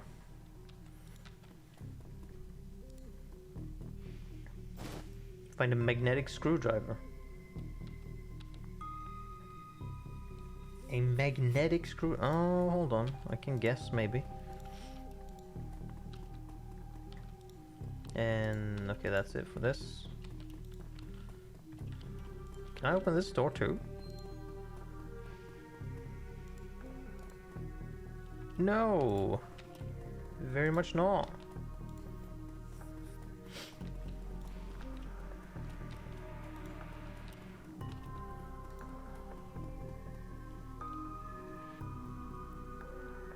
Oh, the lock panel becomes unscrewed. There we go. See what we got. What the fuck is this on the table? Can I not inspect this? Guess it's not important. Looks like an old diary. Can I read it?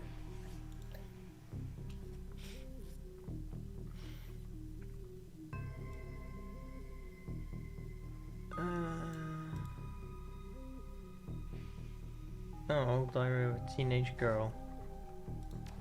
Okay.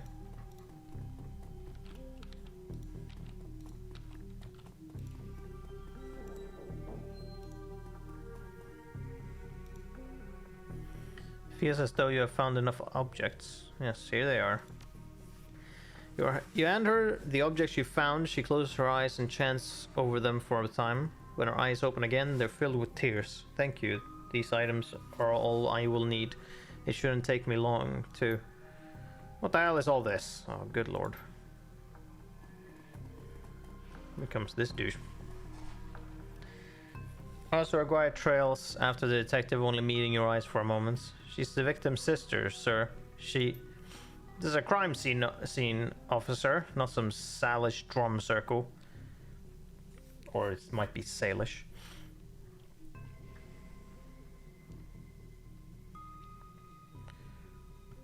Isn't it standard procedure to contact the next of kin? Ma'am, consider yourself contacted. Now get the hell out. Come on, if we stay much longer, I'm liable to do something. Oh, come on. If we stay much longer, I'm liable to do something I'd regret, or worse, something I'd enjoy. Okay, well, that's a fucking shame, and we were just about to solve this in some way. That man is an ass. Yeah, know that already. There's no helping it now. I should just be grateful you were able to collect these items before those clods carted everything off. Can we still summon the spirit? Not from here, I'm afraid. Spirits such as these have domains to which they are anchored. We need to get back in there.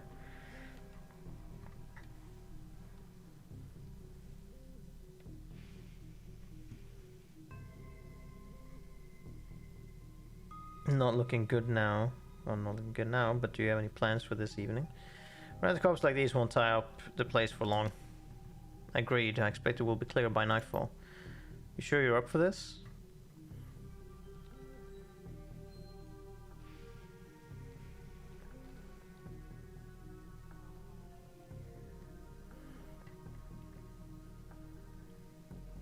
If it means your brother's killer doesn't take another life, then yes. Now, since we have the time, we should probably enlist some help. They may post security overnight. And I'm going to go on a limb. I'm going to go out on a limb and say, you know where to find the kinds of people we need. Just smile, yeah. Good. I'll put up the money if you find the bodies. 4,000? She produces a fistful of crumpled new yen from inside a leather pouch, starts to count it out, then shoves the whole wad at you. Meet me back here at midnight. The spirits will be strong then.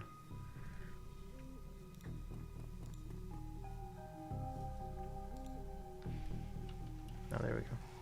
As you start to leave the warehouse, your comm link chirps and the face of Coyote pops up on screen. Hoy Flintlock, you're in the middle of something?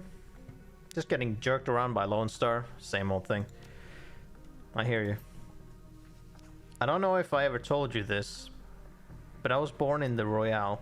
BTL pushers like Stevie J ran the squats. Were in my world when I was growing up. I remember. Whiz, yet again. A slang that I don't know exactly the meaning for. I have a cousin, Gino. Who's been missing for months. He hit the sprawl about a year ago and immediately fell in with some tweakers, bad guys. They hooked him on high amp dream chips and started using him for all sorts of dreck. I tried to help him, but he pushed me away. Then he disappeared. I've been shooting up BTL labs ever since, trying to find him. You're on a crusade. Maybe. That's what Mrs. Kubota calls it. Her face lights up. She's running hot.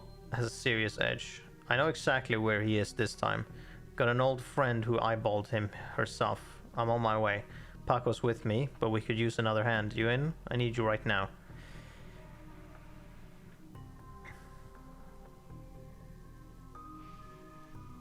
Sure. When you come, I'll send you the address. See you soon. Got nothing else to do at the moment, so you know. Coyote's Crusade. The cluster of dilapidated buildings where Coyote told you to meet her appears to be the remnants of a public housing project. The buildings look like a cesspool filled with human debris. You find her standing with Paco on a street corner, eyeing the roofs, the doorways, the windows. Despite his attempts to engage her, Coyote barely says a word as the three of you weave your way through the tenements.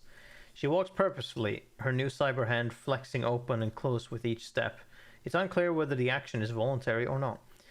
You circle around the back of the building and Coyote jumps up, grabs the bottom rung of a fire escape ladder and pulls it down. Without a signal, she starts her climb towards the roof. Paco looks at you worriedly and starts up the ladder.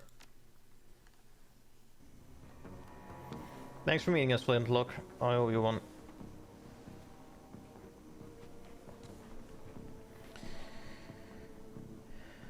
Maybe I can find a way to make this pay off.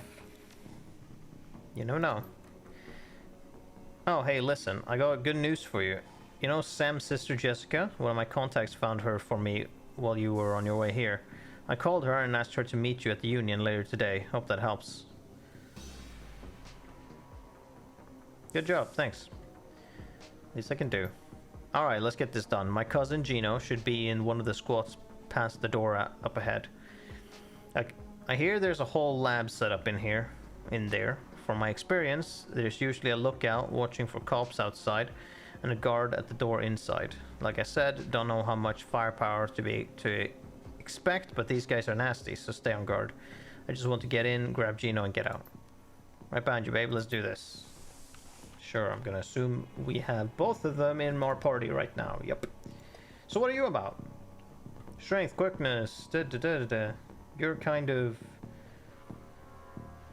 Okay. How do you have 8 charisma? Okay.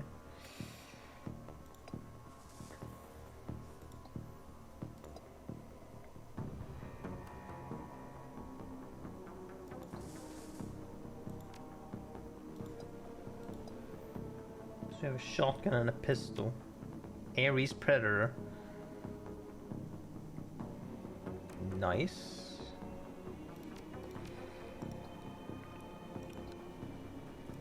I'm not like allowed to take this, am I? No. See, a med kit 1 and 2 and a concussion grenade. 2 concussion grenades, a smoke grenade, a med kit and an advanced med kit. Some good stuff you've got, guys. Jesus. Ah yes, and of course you've got the Silver Tech Cyber Arm. Plus 6 HP. That's why you have 46 HP. That makes sense. Alright, let's see here. Allowed 2 drones.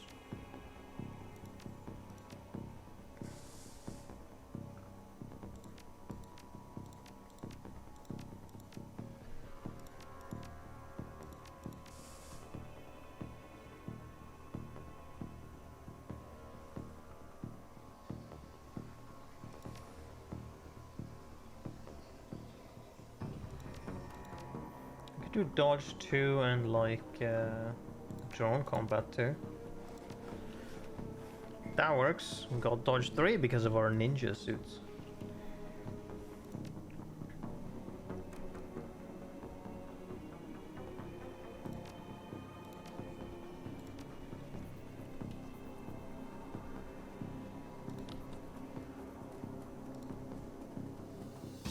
BTL Clocker. The orc looks twitchy, his eyes rolling in his head. He scans the 3 of you, looks past to see if there are others, licks his lips and nods throughout as if he's going through some internal checklists. Hoi hoi, how you doing? Good day for a trip, ain't it?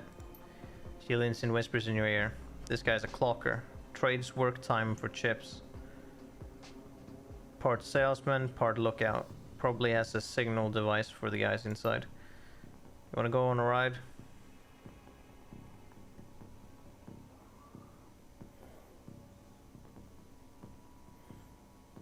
You sell BTLs, right? Oh yeah, chummer. Oh yeah, better than life, definitely better. Dream chips, mindbenders, SimStim, Simpsons without peak limits, high octane intensity. Okay. What kind of rides can I go on? We got it all of it. We got it all. Yeah, okay, this guy's just gonna fucking wobble through this dialogue. You wanna do some crime? You wanna be bad? We can hook you up. Don't roll that way. Wanna be a hero? Be a hero. We got fairy tale Drac chummers. Oh, fairy tale Drac chummers love. You name it. And you can slag and frag to your heart contents. That's the real thing, right? Slagging and fragging. Don't matter what the trip is, as long as there's slagging involved, right? Coyote's eyes are hard, her pupils tight little pinpricks of hate. You do snuff too, right? Don't you? Maybe, yeah, maybe for the right price. You can feel it. What's it like to die? What's it like to kill? Can we just get in? How do I get in? That's the best part. The best part. It's the lab. They test the new stuff here. The hottest Drac. You can place a special order and they'll make it happen. You buy a pass card from the guy at the door. It'll get you in and out anytime you want. Then you can buy a beetle and slot right there. Our guys guard you while you're chipping. Safest way, chummer. Safest way. Just let me in. I'll see you around after this. Probably see you lots. Sure.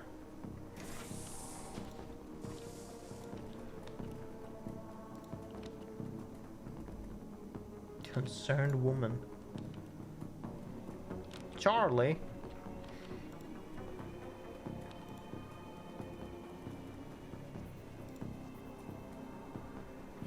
The woman is probably in her 30s, but hard times have aged her. She looks at you with concern.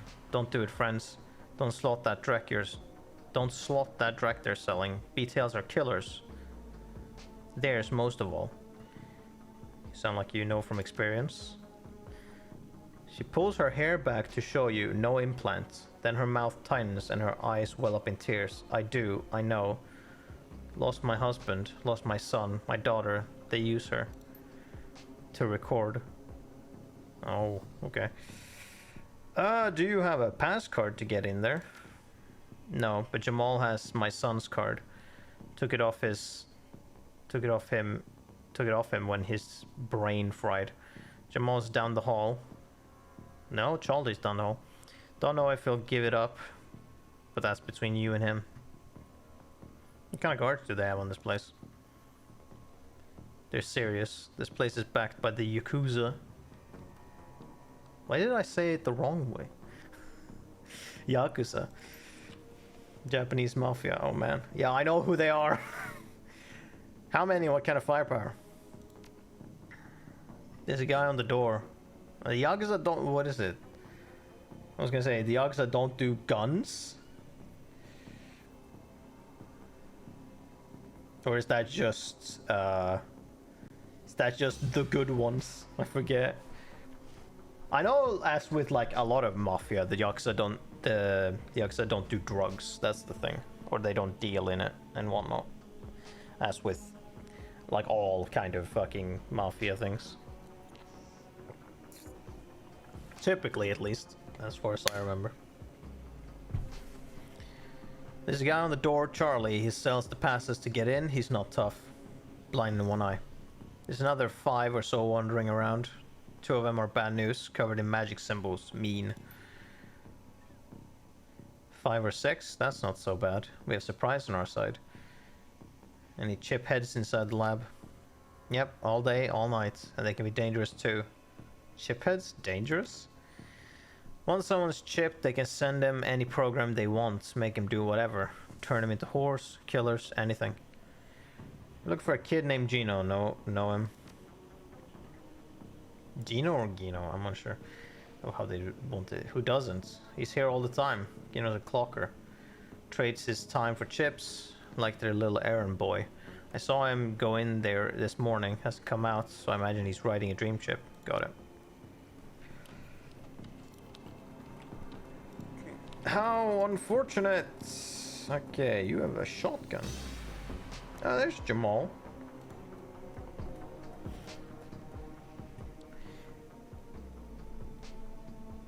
Oh, hold on. Charlie is an orc with an expression of boredom and one milky eye. He drones through his standard patter. Need a pass, 50 new yen each, 150 new yen for the lot of you. That'll let you go and come and go as you please. You can chip in there and we'll keep you safe while you ride. BTL chips are separate cost, last about 3 hours, prices vary. Buy those inside. We'll take a look around first. If the selection is good, we'll give you 200 yen on our way out. Oh, I can do that. So I can't go there just now. So what's you about? Yamal has the look of a long-time chiphead. Emaciated, hollow-eyed, but hungry and desperate. What you looking at?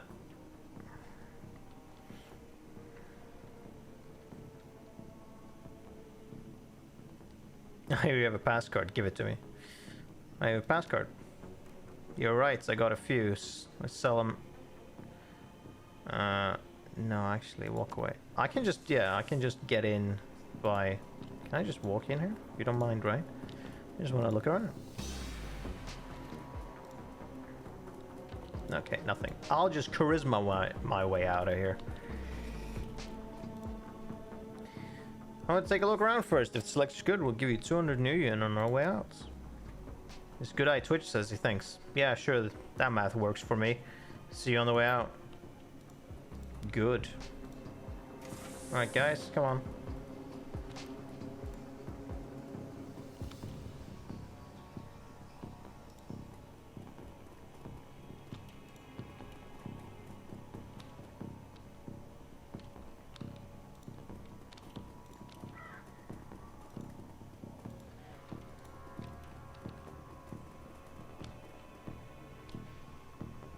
Fuck we got here? Various amount of people. Whoa. Okay. The entire floor of this tenement has been given over to a chaos of technology and squalor.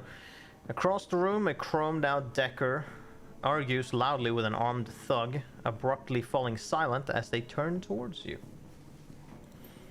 The shotgun-wielding thug speaks in panic. This guy. It's the crew that took out Stevie J's place. I told you it was only a matter of time. How do you know about us? Well, that's the Decker. Yakuza Decker. The man with the cyber deck calmly speaks with a heavily digitized voice. You messed up with the wrong. You messed with the wrong BTL lab, aho. Aho? Oh. Aho. Asshole. Or. Yeah. Except that's not how you would spell it. But sure. But yeah, aho is asshole, yeah. This is a Yakuza operation.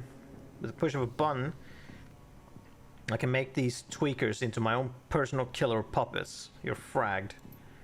Flintlock, don't attack any of the chip heads. They don't know what they're doing, and you could hurt Gina. Sure, no civilian casualties, got it. So just guards and people with guns. I have a concussion grenade. Better than fragging the tweakers if they get caught in the middle. Fair.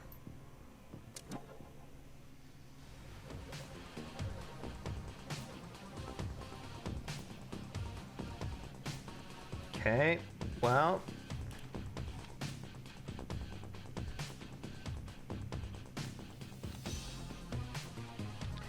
BTL operator, chiphead man, chiphead woman. Are you also a chiphead dwarf? So there's 3 of them. BTL security, Yakuza Decker. Let's try and fucking get him then, shall we?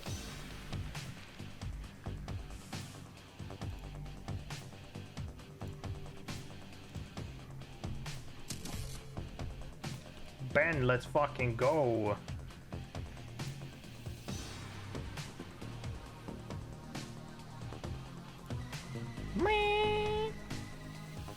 Shoot! Oh! Insta kill! Get dunked on.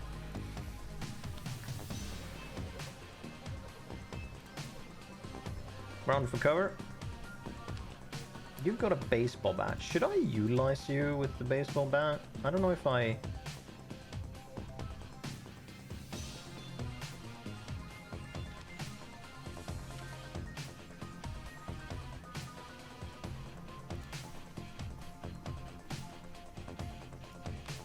Oh yeah, you have a shotgun. Fucking lovely.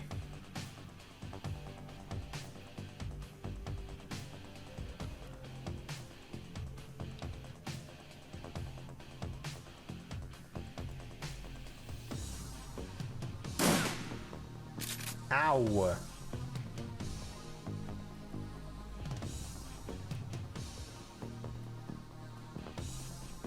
Oh, here we have another one. Oh, we got more people. Is that a fucking sword? Jesus. Yakuza mage. Oh, you're not a civilian. Okay, here's what we do. Okay, we got our little robot friend.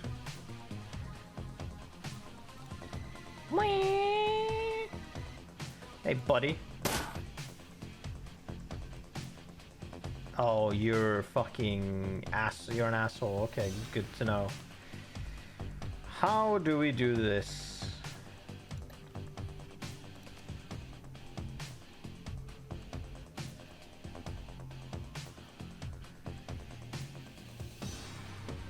Whee! Well, that's something.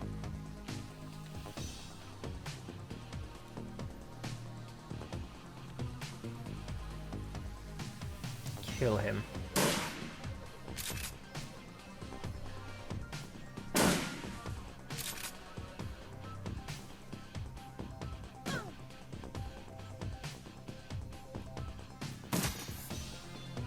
How dare you?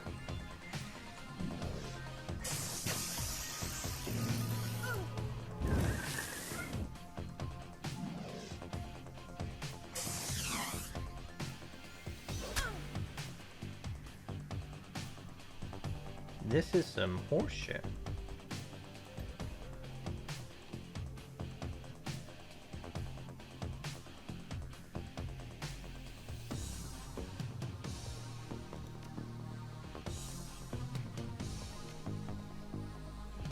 Oh, that just works immediately?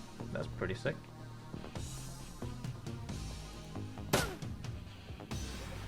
Man, this is gonna take a while. What the shit?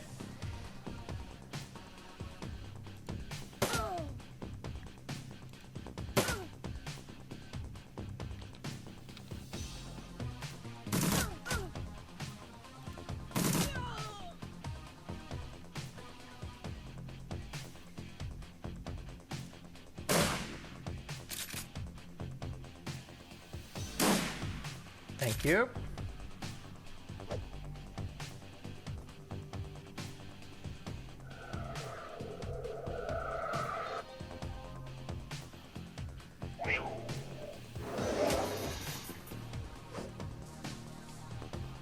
Thank you.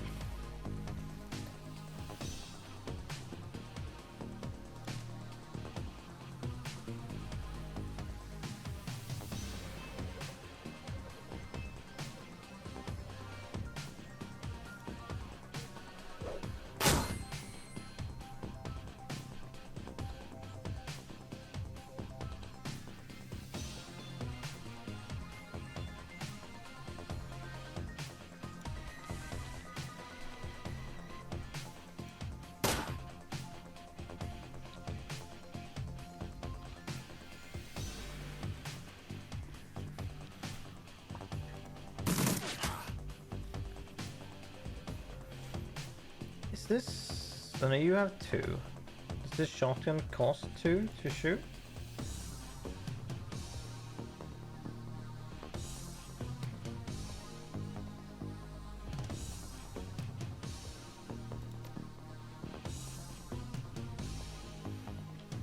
Alright, have a good night.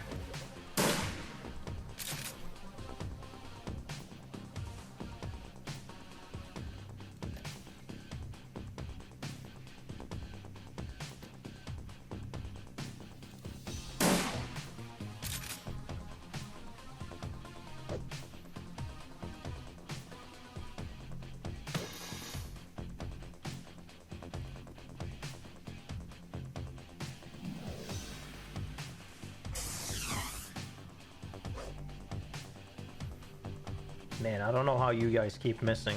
It's quite a fucking... It's quite an amazing feat you're doing.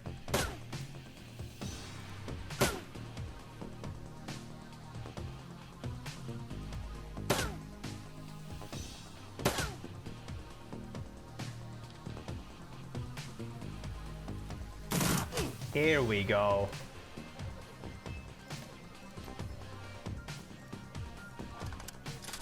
That's some damage.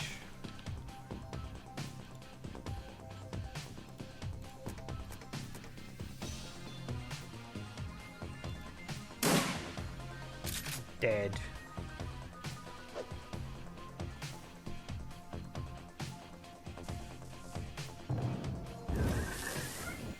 What happened?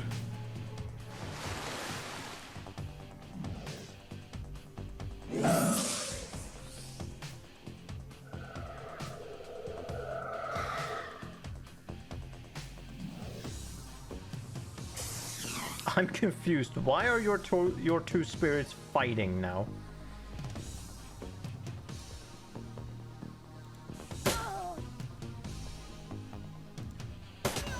Well, either way, they're gone now. Or at least...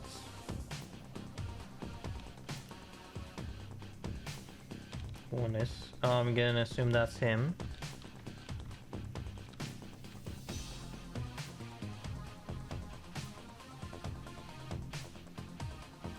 Just move all the way up to him.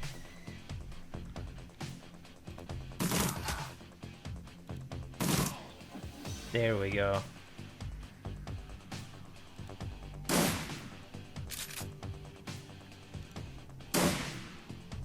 Well.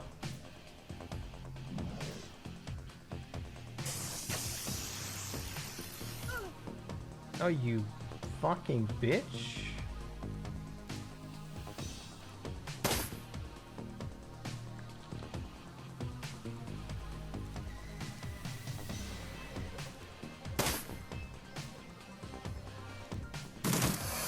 There we go.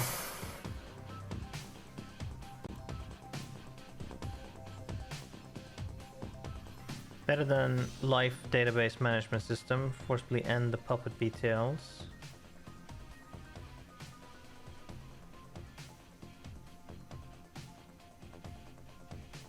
I don't know if I want to forcibly do that, but I guess I kind of have to.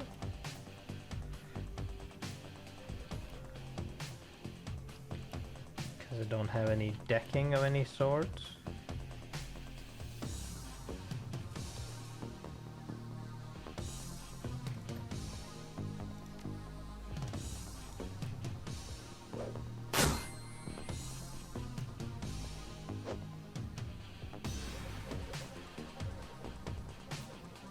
So, do I have to like attack these, but not kill? Are my fists not lethal?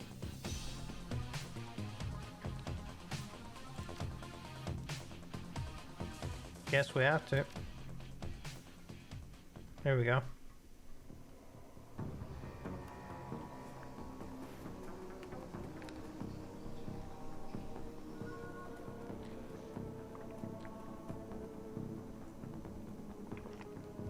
Hey, none of them died. Wow, look at him. You eject the BTL Gino's been writing. He gasps suddenly and his eyes flutter open. He looks confused, worse than the other shipheads you've seen. His lips are white and chapped. His eyes sunk into his head. There's vomit on his shirt and sweat on his forehead. When he speaks, his words are slurred. He's burnt. What? What the hell? Who slaughtered me out? Who fragging slaughtered me out? Coyote is shaking. She looks horrified. Gino, it's me, Carla. Gino looks at her with glazed eyes. No recognition. Slot me back in, goddammit. This is bullshit. I don't want to be here anymore. Slot me back in. Looks around the room angrily. His hand reaching for his implant. Coyote grabs his wrists. Stops him. Gino, no. Coyote, be careful. Gino wrenches his wrist from Coyote's grasp and he staggers back, reaches under his shirt and pulls out a gun. Coyote watches him horrified with tears in her eyes. Gino waves it around, blinking wildly. Back off, just back the hell off.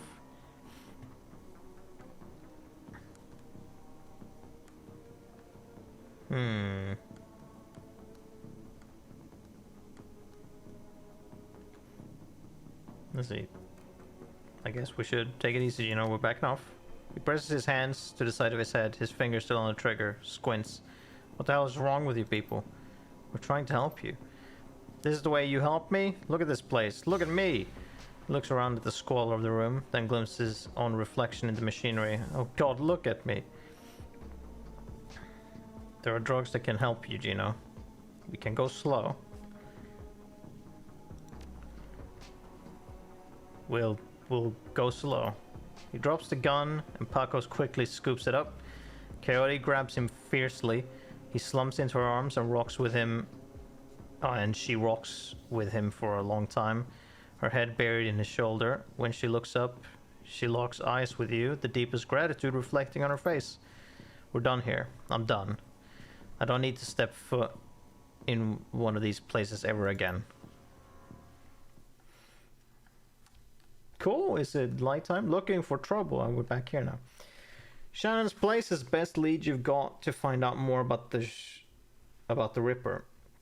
But getting back into the warehouse is going to require some support, in case the Drac hits the fan. The Seamstress Union will have exactly what you need, a fixer. Finding this necessary middleman and deal broker is key to most plans involving Shadowrunners. A good fixer is worth the nuyen. It's their job to have the contacts and know who's good at what. They'll put together the team you need: magical support, skilled street samurai for muscle, or a Nova Hot Decker for matrix work. Running the shadows is a life and death gamble. It pays to hire the best Shadowrunners you can.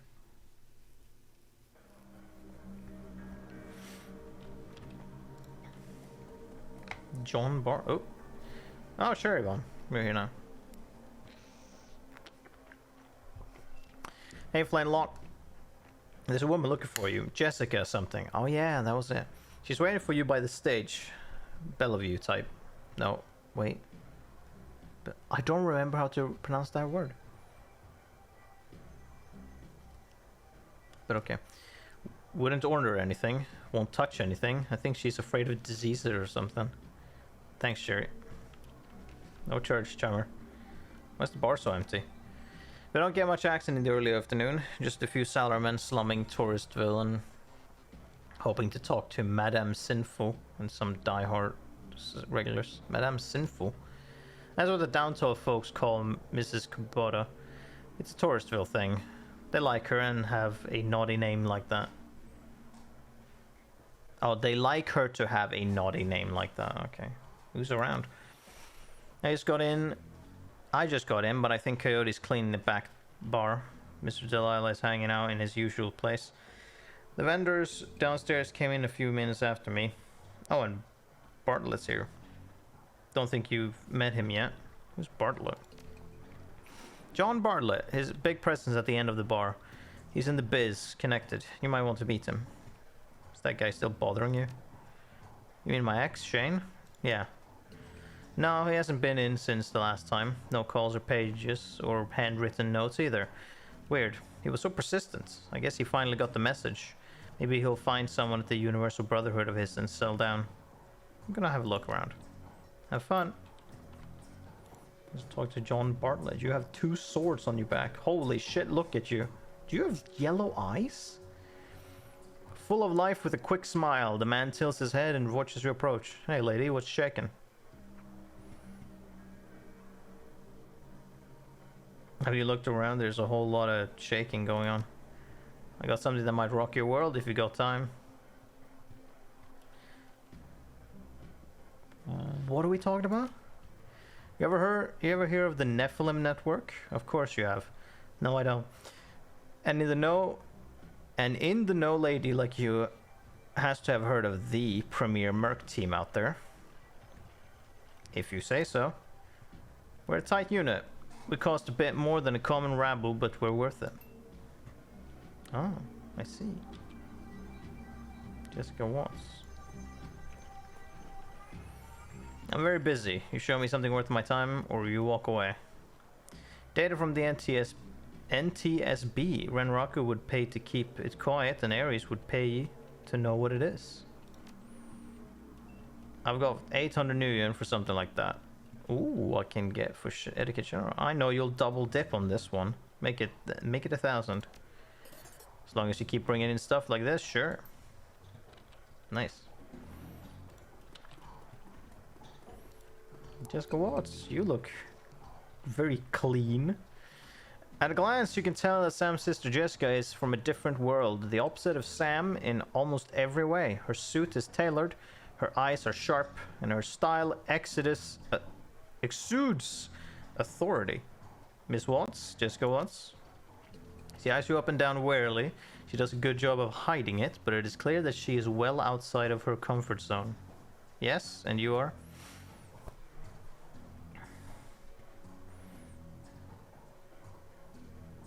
My friends call me Flintlock, and I counted Sam among them. That's funny. I didn't think Sam had any friends.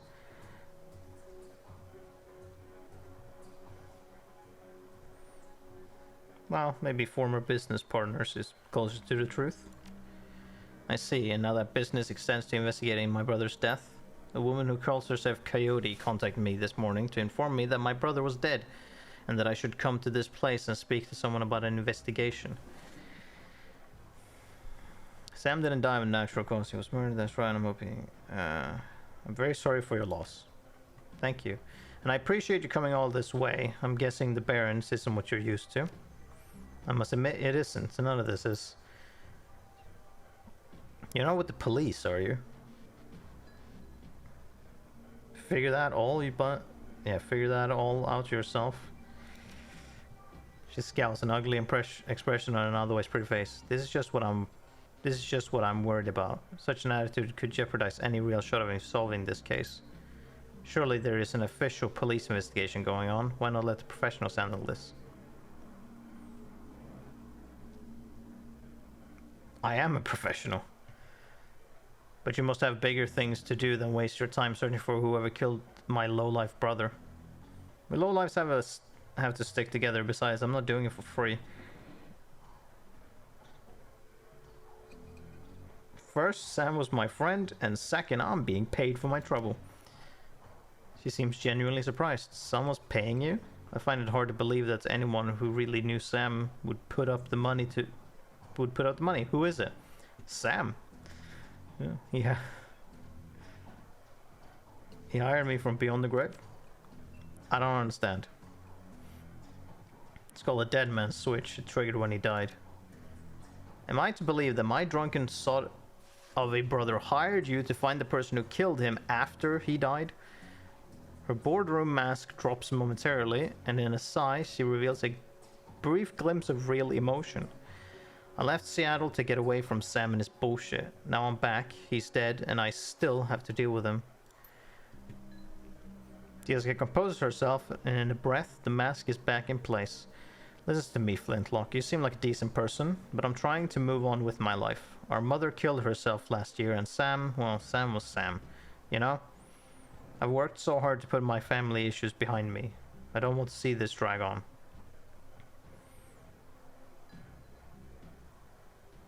I would love nothing more than to give you closure, and quickly.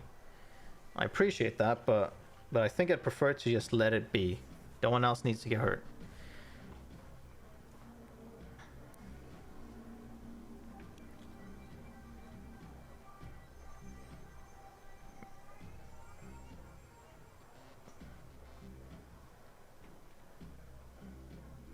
Sam's paying 100,000. Can you beat it? So just like everything else with Sam, he finds a way to use people, whether he's alive or dead. No, I don't have that kind of money. She sighs. She's done. Never mind. I can see that you're not going to let this go, and I respect that you are honoring my brother's memory in your own way. But I hope you can understand how emotional this is for me. Well, either way, the fucking murderer is still worth following, because, you know, they've killed other people. Jessica's demeanor instantly changes from reluctant to helpful in the span of a single meditative breath. Maybe you can do things in a way that the police can't, and maybe I can help. What do you need from me? When was the last time you saw or spoke to Sam? It's been ages. I can't even remember. The bartender here recalls Sam complaining about arguments with his sister. I don't know what to say. Maybe he dwelled on the past when he was in his cups. We certainly argued enough when we were younger. Where were you on the night of Sam's murder? I will overlook the implied accusation and tell you that I was at a fundraiser all evening, a very crowded fundraiser. Did Sam have any enemies? Sam's biggest enemy was Sam. I don't know of any other. You would likely know better than me these days. Were you and your brother close? I think I've made my feelings about Sam pretty clear, don't you? You don't seem to care whether his killer faces justice.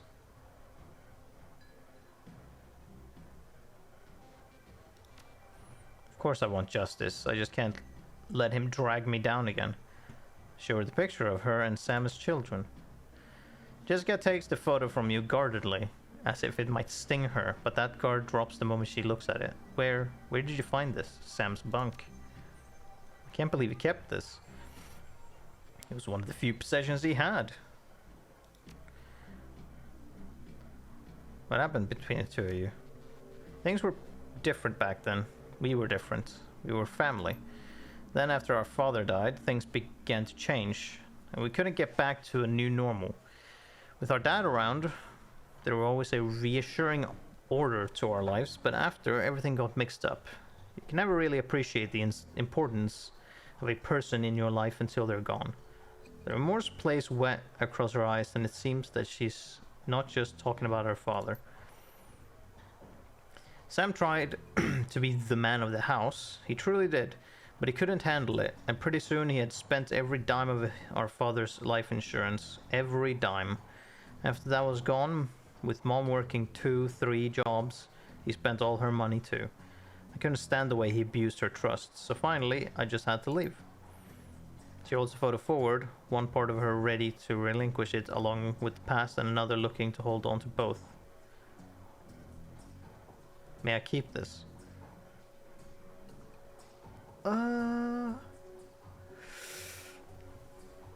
I mean, is it relevant at all? Two options says yes, one says no. Evidence? I mean, technically, yeah.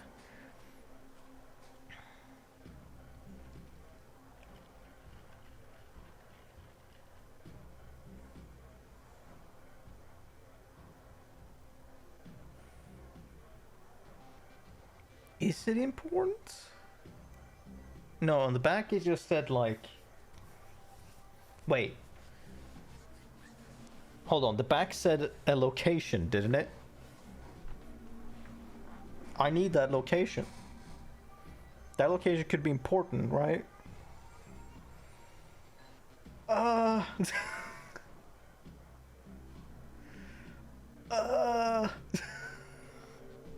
Hmm.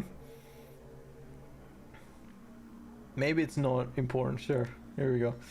Whatever. Let's just... Okay, sure. Tell me about your mother and her death. She was a devout Catholic. I don't think it's an exaggeration to say she sacrificed her life for Sam and me. But she turned a blind eye to what Sam was becoming, refused to acknowledge his downward slide. I couldn't watch her do it anymore, and so I moved out. After I left, we drifted further and further apart. I wasn't here when she died.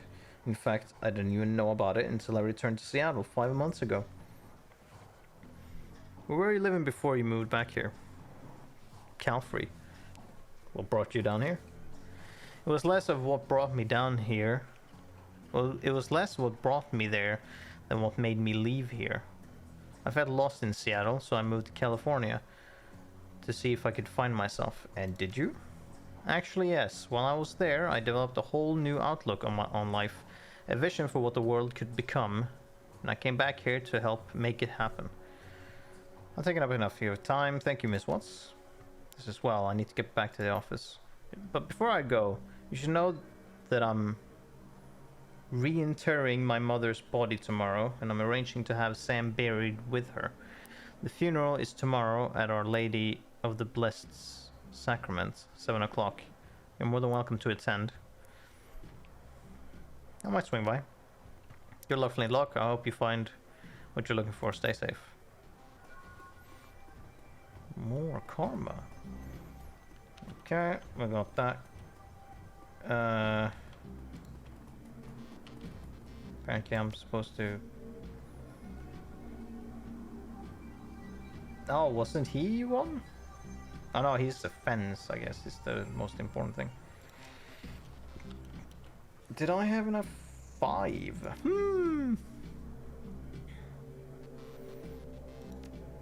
Increases the chance for greater than normal damage when using a pistol to attack, increasing the skill unlocks special abilities.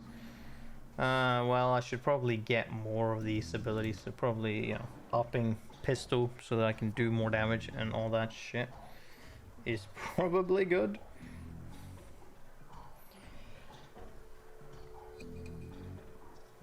Already a 2 in that, okay. Good, maybe we can buy that other drone, unless they have some B-class drones.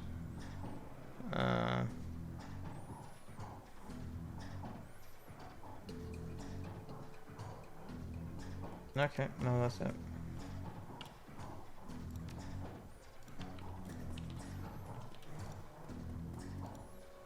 Okay.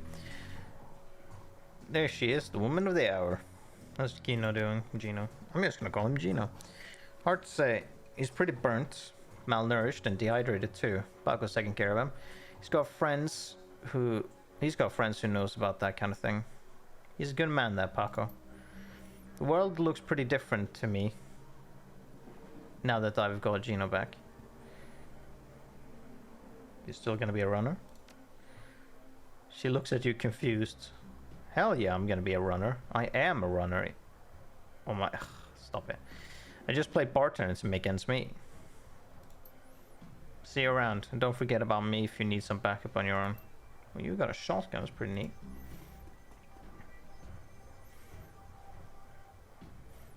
Glad to see you, Flintlock. And you, Mr. Clue. Holding down the fort. As always, though people are more on edge than usual, word got around about that latest Ripper killing, and people aren't feeling safe. And when people feel unsafe, they either go to ground or they huddle up. You noticed how empty the streets are these days? That's because everyone's either locked in their squats, holed up in places like this, or seeking refuge in the nearest Universal Brotherhood chapter house. It's safety in numbers, chummer. Not that we need numbers here. I got it covered. All I ever needed was one. Later, bud. Later. Can I go down there and just check before we talk to this guy?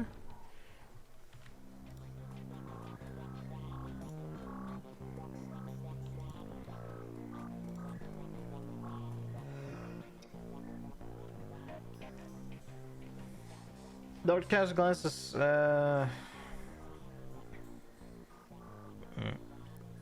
live to see another day, have you? Just a pit stop, Doc. Nice, not over yet. Suppose it's nights like these that I'm sure I have plenty of work coming come morning. Granted, a repeat customer means a person courting death more often than any good doctor should condone. But I don't suppose I can dissuade you from your course of action. If only life was so simple. Very well, then let's talk about how I can help ensure you make it back alive once more. How'd you fall in with this operation anyway, dog? Dr. Castle pauses in her work, settling down her tablet and appearing to grow introspective. I suppose you might expect that I had fallen from grace. That I had a fall from grace. Certainly that is the case with many of my peers. If not that, you might think that I was compelled to do this because a friend or family member became a Shadowrunner and I hurried to their assistance one fateful night. But the reality is that I grew up knowing this is what I would do with my life. My parents were both Shadowrunners, and very successful ones at that.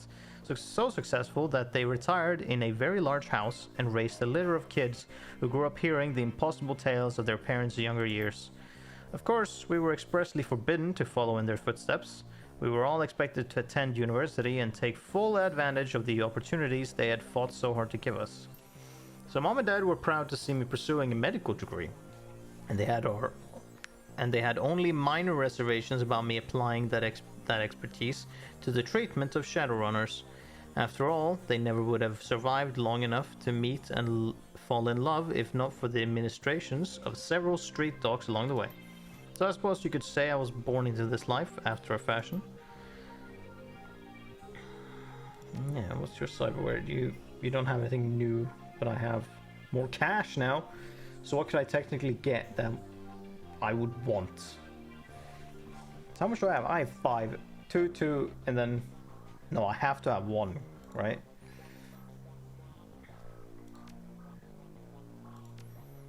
Oh, I could like... right. I wonder how you can get more essence. Maybe it's based on your wisdom. Curious. I'll have to look in the karma system. But I have so much cash now. I might... So what would I want? Adds 8 HP and plus 1 quickness. Adds 1 body. Adds 2 armor. I could get 2 of these. 2 plus quickness. Hold on. What are these stats again? So yeah, quickness to in general plus 2 in quickness just in general. That's pretty neat. Plus 1 body.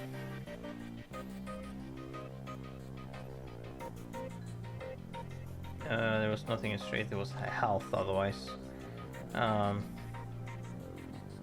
Willpower used to calculate chance of. No.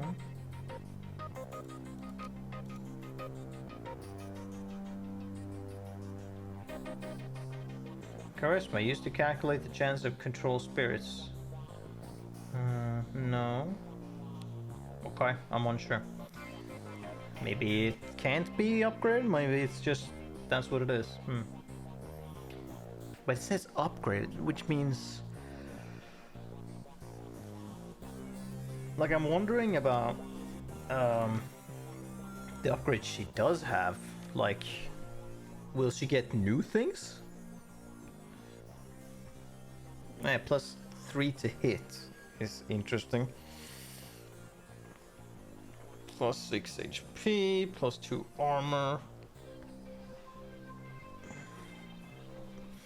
I mean, the quickness would be nice. Ooh, 4,000 for 2 quickness and 16 HP. That would be pretty nice in general. And I guess maybe like for what I'm doing, I guess that would be it. I just need that. That would be 4 points, which leaves me with 1, and I think with what that thing said that was it. And then later those can be upgraded. Your essence after installing cyberware, essence after operation. You will not be able to install any more cyberware if your essence after operation is at 1. So I could have 2 leg upgrades, and then upgrade those. I don't know if they cost more essence doing that, though. That's the thing. But that's interesting. So... what was that you did? Oh yeah, clothes and stuff. No, +1 dodge is pretty good.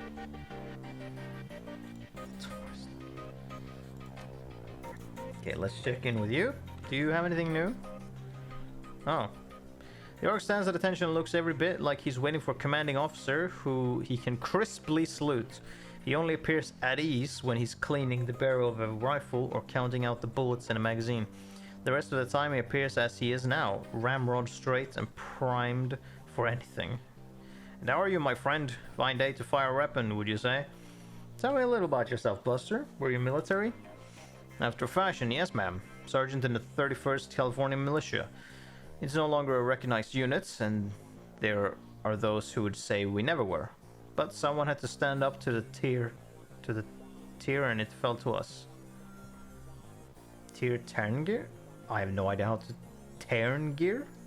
Terngir? I have no idea how to pronounce that. Yes, ma'am, I was in Calfrey when the elves came marching down from the north in 36. After the UCAS pulled their support, we had little in the ways of an organized defense. But what we did have was a stockpile of weapons and ammo down in Oakland. The locals in NorCal... Not North Carolina? Sure, I'm unsure about the fucking American slang words here. In NorCal, held out long enough for us to bring the heat, and I tell you, all the magic hoo-ha in the world ain't enough to stop a V11 Ho-Truck, yeah, from cracking your dome. We drove them elves all the way back to Eureka. Would have pushed them all the way back to Portland too, but some ninny down south reached out to the Japanese for aid and got our own version of Normandy for the trouble. Oh, this is 2040, yeah, so I guess people would still remember that then, okay. Things went to hell in a handbasket from there. Don't much like to talk about those later days. So let's talk guns instead. Can I get you anything? God, I like you a lot. You seem cool. I am wondering if I should get a different weapon as a secondary. What it would be, I think I was thinking of it possibly being a shotgun.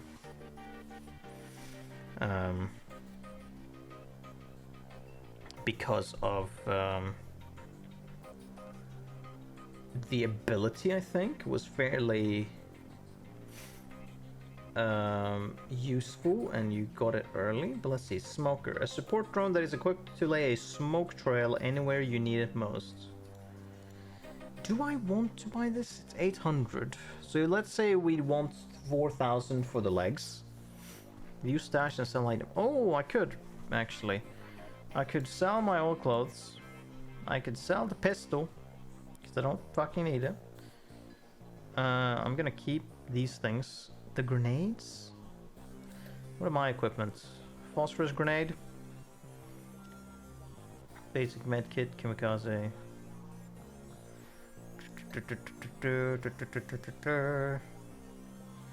Yeah, the healing stuff I want. To the grenades, I guess I want. Did I use a concussion grenade? I guess yeah, I did. I remember. Okay, well, sell that definitely. So what is this? Smoker is 800. I don't know how else I'm gonna get a thing. Would be a 250 for the Benelli Raffaello. For the cap of... Oh no, this one does 14. This does more damage, which I guess is what I was after. It has more capacity though. I guess is, yeah, it means that it can do more damage. Because then it's 2 rounds of bam bam instead of kind of sacrificing it. But yeah, I think it does better. So it's medium to short range, and I have my drones with me otherwise.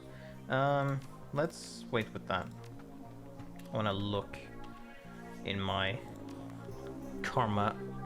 So quickness, yeah, range combat and pistols for that. So I was thinking, yeah, SMGs. Spray and pray hits adjacent targets, but actually is reduced. Shotgun. You can get aimed shot, but the first shot is kneecap, +1 AP damage, which is nice. That debilitates someone pretty well. -6 damage. Oh, that is what it hits. The damage it does. Can hit multiple targets. Cooldown 2 rounds. This is a very neat ability to have right off the bat. And then you get aim shot, wide load, wider than normal spread, reduced critical chance, which increases the chance for greater than normal damage when using a shotgun to attack.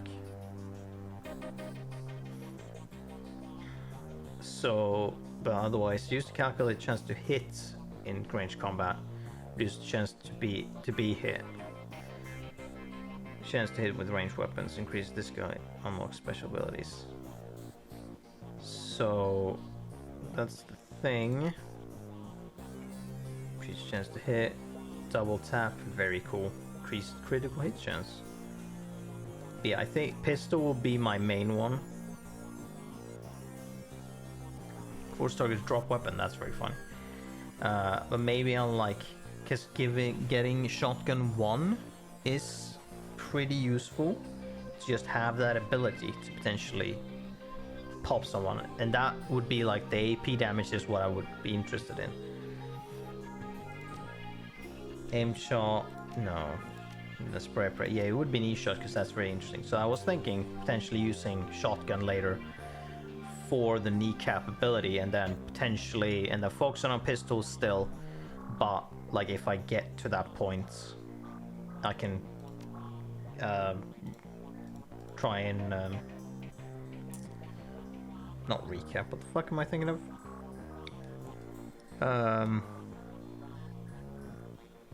Catch up. There we go with the shotgun, because it would be pretty useful. Plus, I could potentially like do some more damage with the shotgun. But I do have 3 slots here, and if I am to have 2 drones, I need this slot. So that is another factor. How could I get another slot actually?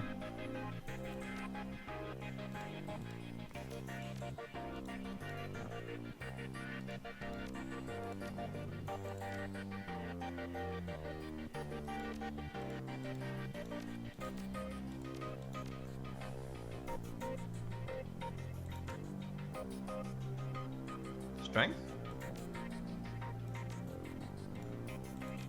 Additional weapon slot, if not yet unlocked.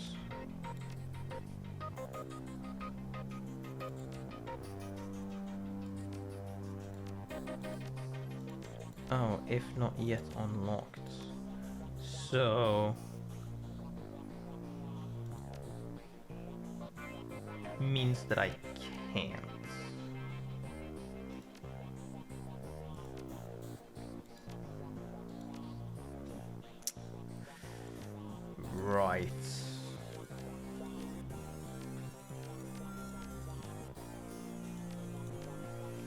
So it simply means that I can't do that. So then I won't do the shotgun, because if I have 2 drones, then I have 2 drones, and so I will just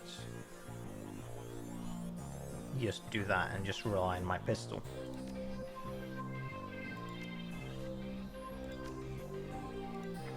So for now, yeah, we have our pistol with more capacity. It's the same damage and everything, so yeah.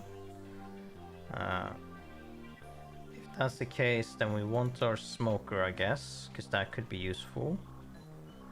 I think, otherwise it's fine at the moment. We have a lot of cash, we can afford to do that.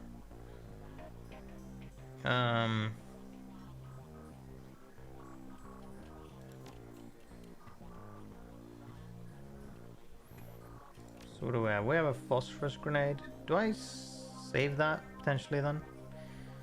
Oh, this does less damage than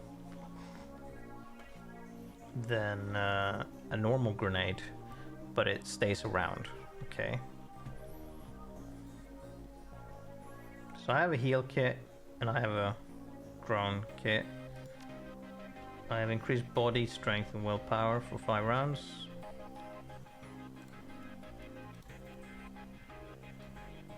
I guess I should have a revive in handy. Why not?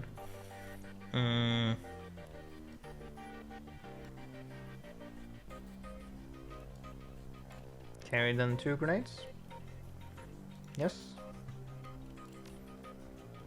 So if that's the case, yeah, we do that.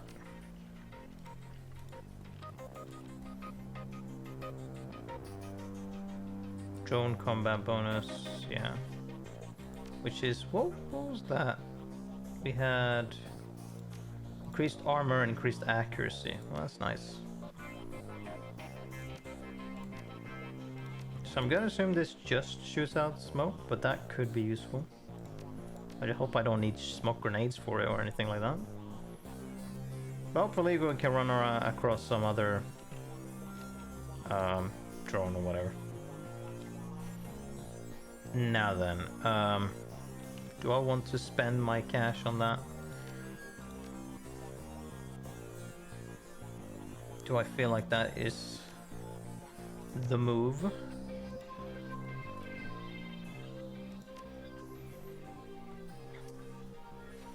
It does serve my purpose with getting quickness, because then... And 2 armor...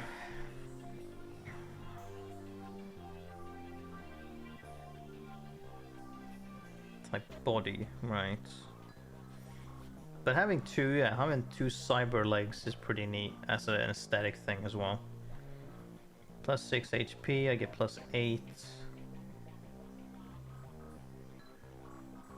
I mean, I can only have these 2, and that would be 3, and then I can have like 1. No, I could have like those and then 2 armor, but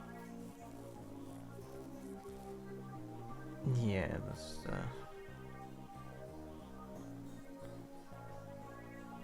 I'm preferably not gonna be running around too much. I'm gonna have my drones flutter about and my companions / just avoiding things, just a dodge tank.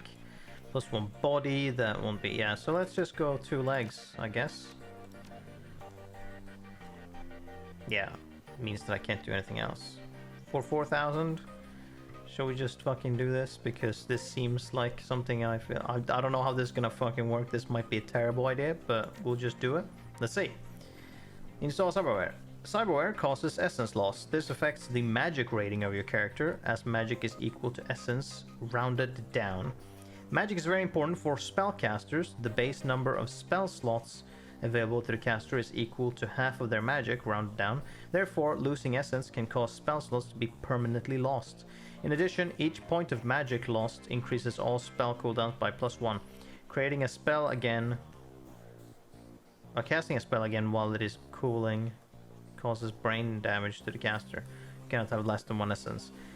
Yeah, so it's basically, it's like if you're doing magic, you can't have cybernetics. But yeah, let's go.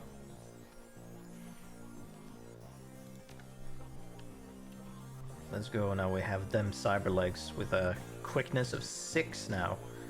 Because of my cool cyber legs.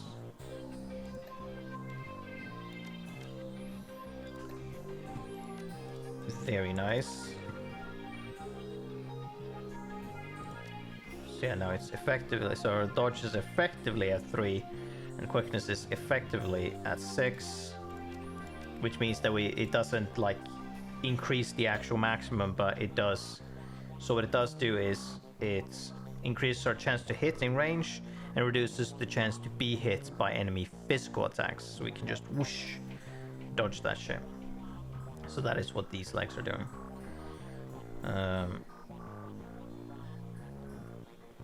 So what we probably want to do is continue to upgrade quickness, range combat pistol, dodge is a secondary with that, and then yeah, intelligence in general, so that we can get more drone stuff. But I guess before we do anything, the can equip class A drones is pretty neat. So maybe 5 to drones or to intelligence is our next one, so that we can get class A and then we can get the drone combat ones first. We'll see. We'll see what we do, but for now let's play around with what we have. And hopefully it wasn't the worst choice ever to just do those 2 legs. I don't know if there's going to be any better cybernetics that we can get like later on or something, so it was pointless to put those 2 on, but apparently you can upgrade, and hopefully the upgrading doesn't cost essence and just money, which means then that it could just be better. Alright, let's talk. If you're talking to me, there's business to transact, am I right? Hopefully I have enough cash, because that was something I probably need. The lady gave me 4,000, which is unfortunate then that I spend my 4,000 on my legs. Maybe that was a terrible idea, we'll see. We made a save. Of course you're right, it's your job to be right. That is correct, you're a smart lady. What can I do for you, smart lady? I need to put a crew together. You got scratched, or are you planning to pay me out of your earrings? How much is this going to cost me? Well, for your speed, hired help will run about 1,200 a head. If you start taking on tougher jobs, well, the more experienced the runner, the higher the rates. I'll pay the percentage of what I earn. I can pay the runners up front. I don't know, depends. What will that cost me? Oh, we agree on terms. I've got some runners on call if you got any special requests.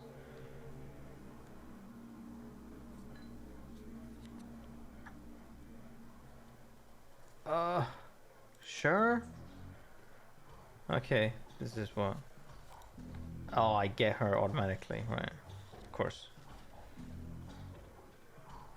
And so we just get some choice of random people that we can pick. I don't have enough cash to get more than 1. I do actually, depending on who I pick.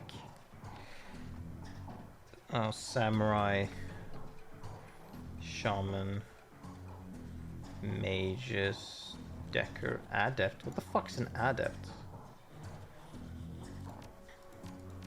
The thing is, I don't even know what these mean. Also, oh, Nephilim network.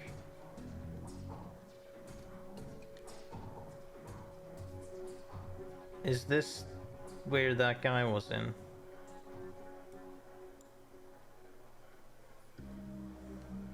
I don't see him here though.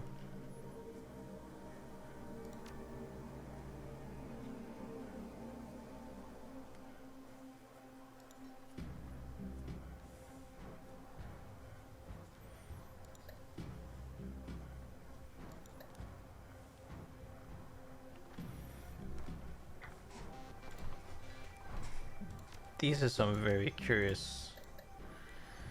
I'm not good enough at this game to tell what is like good and what's needed. I have no fucking clue. But I guess I need someone like upfront weapon master.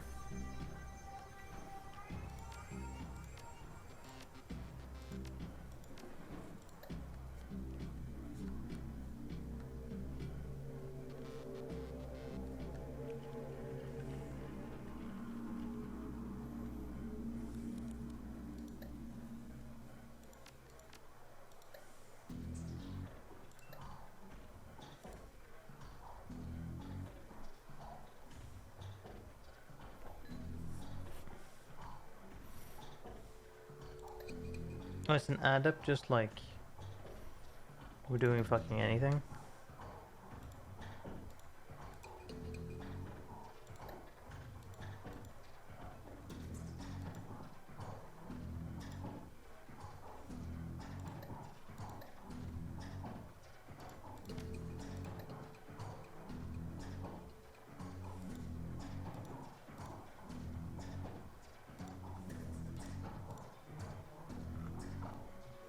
The eye rigger, she's a shaman. She's got pistol, dodge, close combat. She's got whatever the fuck this is for.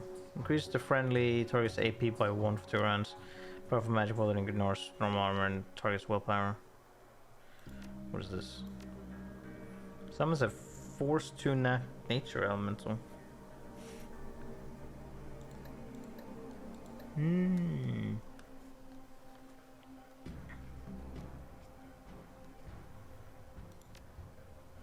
Okay.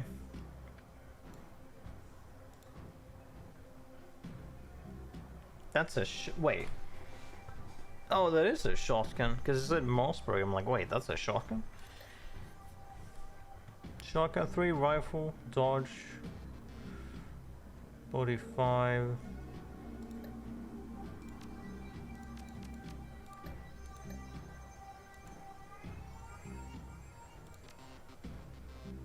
That's supposed to have armor on it.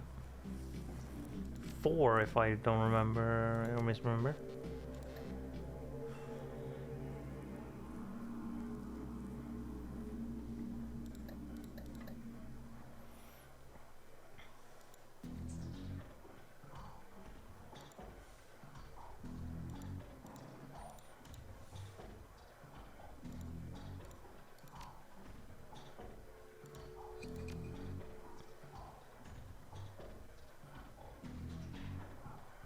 I wish I could have that. That would have been cool. Man, mage, the thing that Jake was.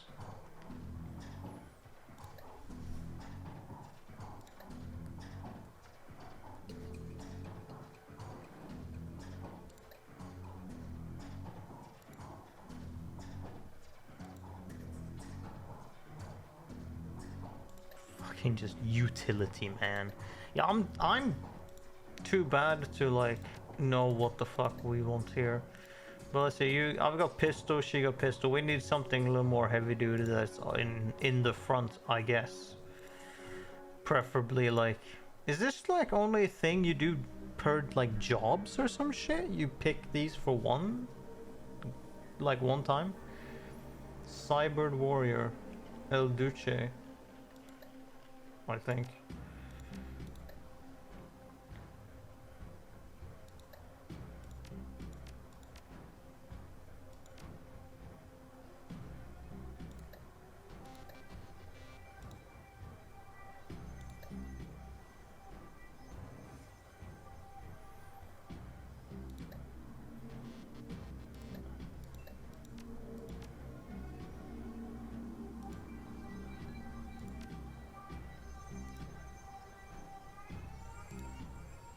Burned out mage? What the fuck's that supposed to mean?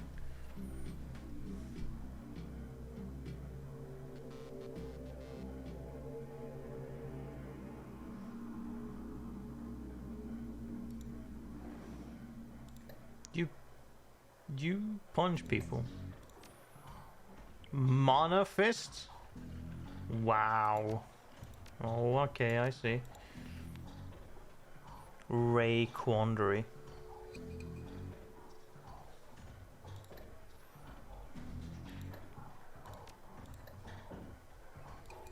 You're a cool guy, I see.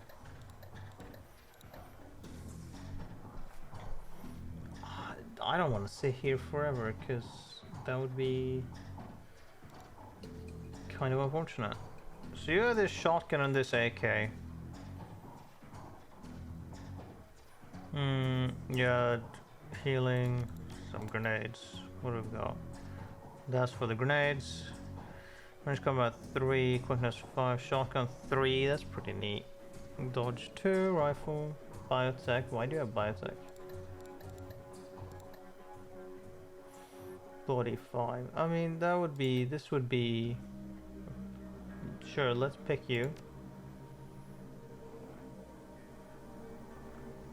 And yeah, I have enough money for someone else. But I don't know what the... like how difficult this is even gonna be.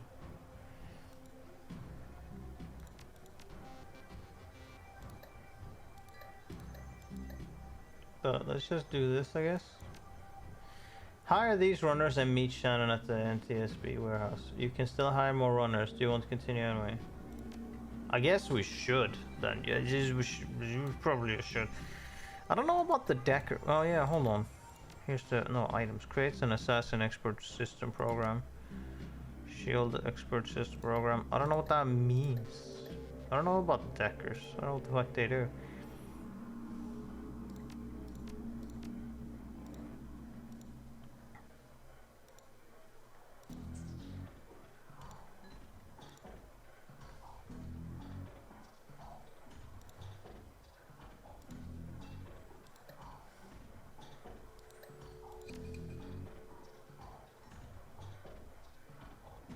Chilling hands. Passive unarmed damage increased by 4. Active unarmed damage increased by a further 6. 4.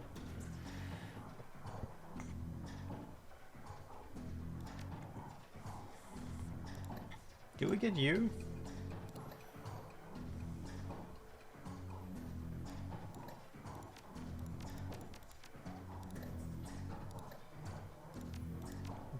Mana fists and magic resistance detect against a light cover bonus to magic spells. Fuck it. Yeah. Go. That cost me all my money, but fine. We'll fucking trial and error this. Return to the docks. You return to the docks to meet Shannon Halfsky. Although the Ripper's latest victim was her brother. Yeah, but Shannon appears cool and professional. A consummate runner by birth, if not by trade. She'll get the job done, and hopefully one of the hearth spirits in this place can point you towards the Ripper. Dealing with spirits can be tricky business, but when they deliver, it's pure platinum.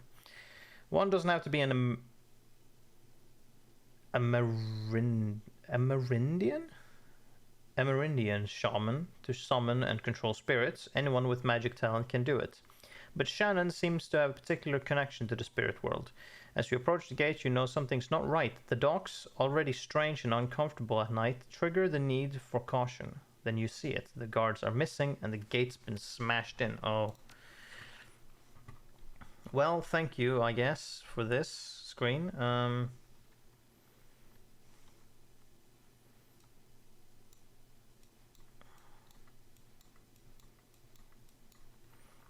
We are going to prep a bit. We are going to keep one of these. We are going to have an advanced medkit, I guess. Heal. Repair. Do I need the kamikaze one? No. Let's just have 2 frag grenades and then that's it.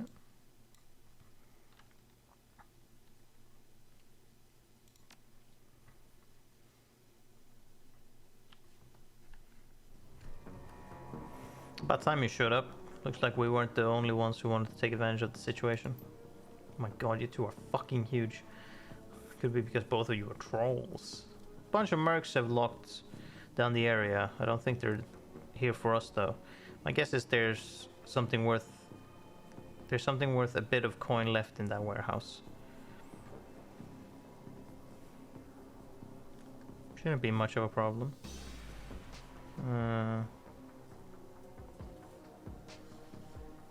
So this would be a milk run. Me too. Figured we'd just have to sneak past a few Lone Star sentries. But I saw at least 4 mercs out there with bigger guns than Lone Star carries.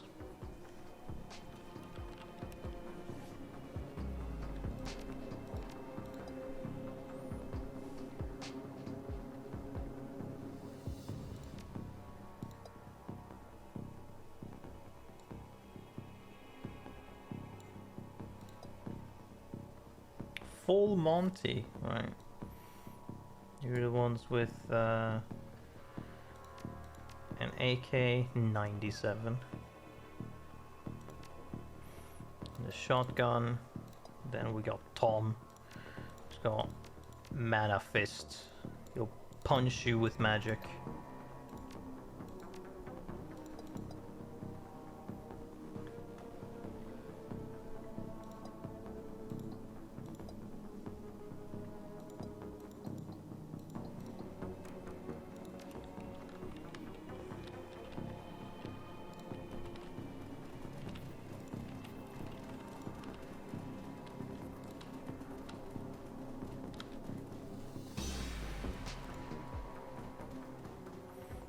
You there. This block is off limits. We've got a gas leak on the docks here. No loitering. This guy doesn't look like one of the hired mercenaries. Hey, are you even listening? Get out of here. Really, guy? They aren't paying you enough, especially not once Lone Star sends a response team. Frag, I knew she was lying. Told me they jammed all the Lone Star channels. Damn it, I'm out. Good. Bye-bye, guy. Better off moving away. Okay.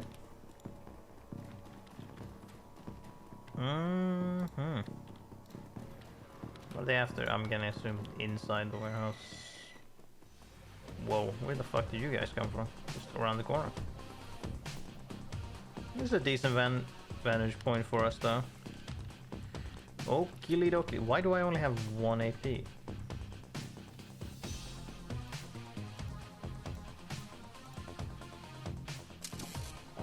On, that's fine by me, I guess.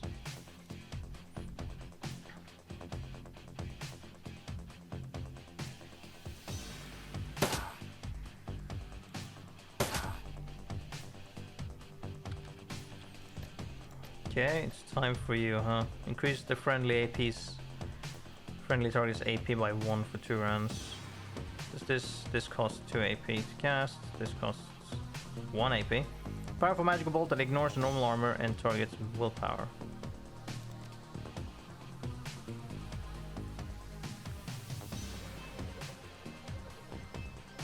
Shoot you. You're a big guy.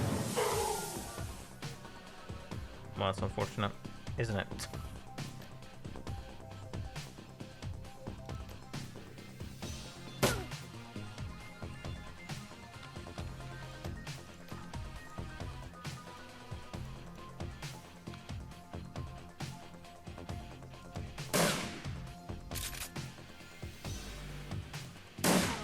Well, that's nice.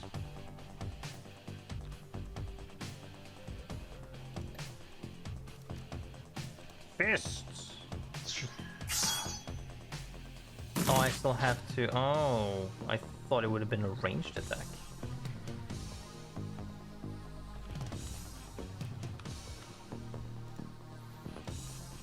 Alright, Mother Drone, let's go.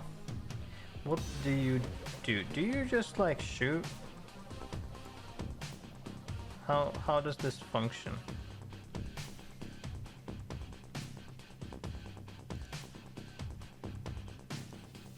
Or do you have to like be equipped with? No, this is what you have.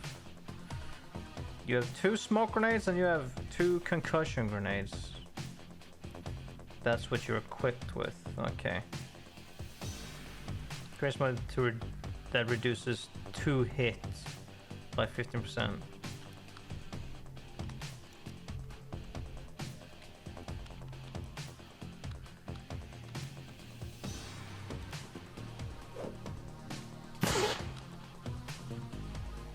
So that should decrease the chance of him hitting me, yeah. Increases my AP, thank you.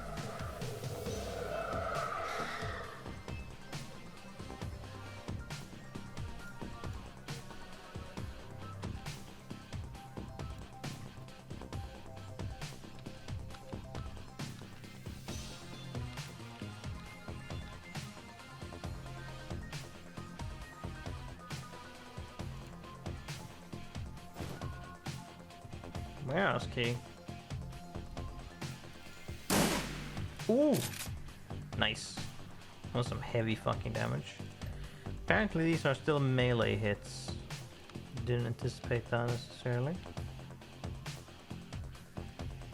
Alright, just run up and hit him. Bah!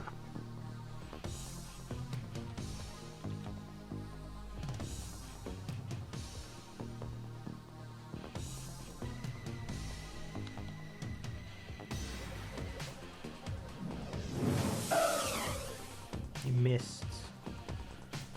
Loser.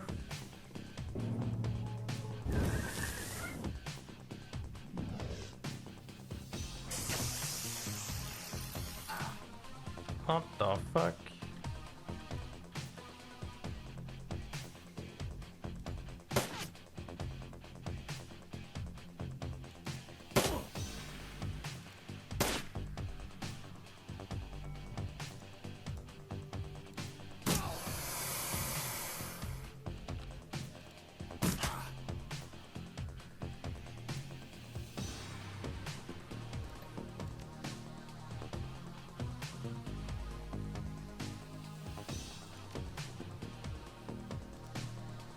Nyum. Punch. As soon as the last merc hits the ground, the dogs become eerily silent.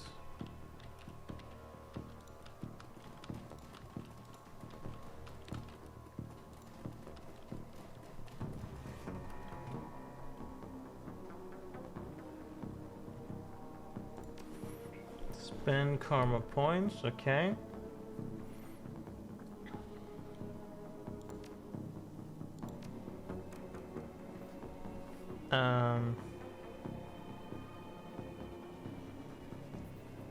Chance to hit with computer programs or drones. Oh, okay.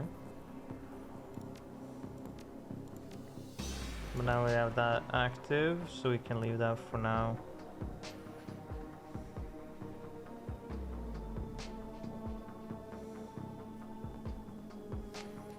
Okay, it's fine.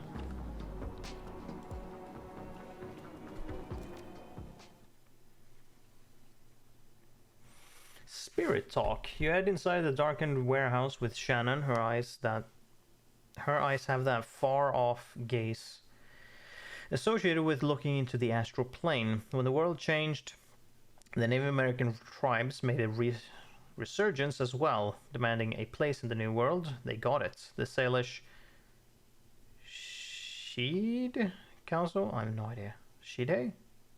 Council now represents 8.6 million Meridians across a multitude of tribes, Salish, Makah, Sinsarak, and others. They've adapted to the awakening better than other nations, thanks to a deeper connection to the world, both physical and spiritual. You can see that connection alive in Shannon now. You notice a shift in her focus as she returns to the present. She nods to you. She can sense the spirits in this place. Now you just need to find them.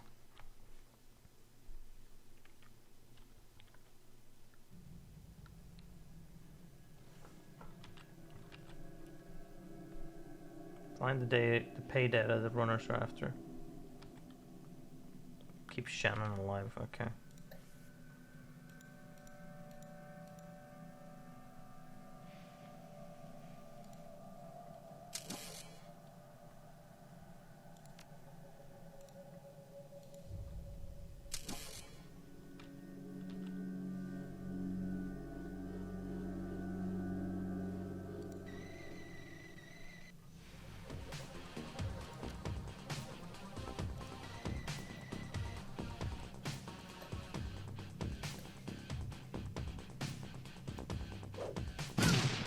Oh, wait.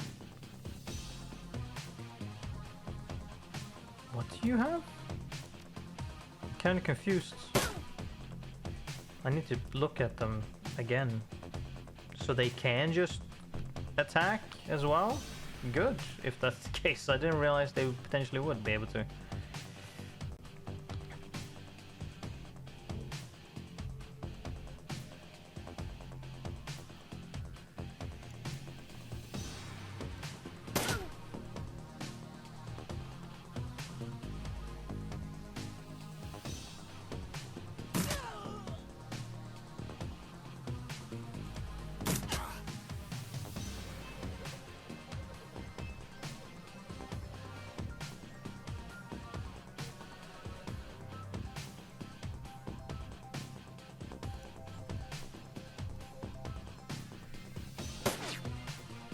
You fuck.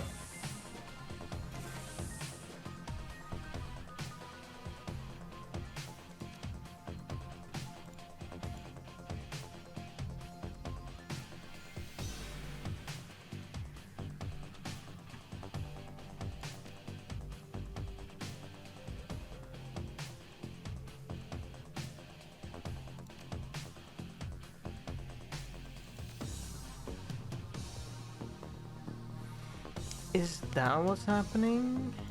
Maybe? Oh, so yeah, this has... it has a drone mortar.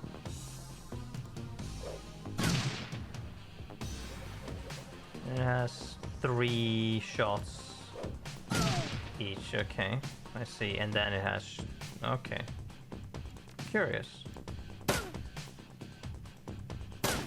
yeah, I'm wondering, because I haven't noted that before yet. Do I like sacrifice 1 AP to use to activate a drone? Is that what's happening? I think that might be what's going on there.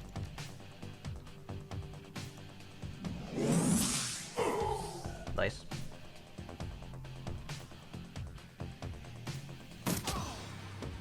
Nice. Sick. Dun dun dun dun dun. Punch! Oh.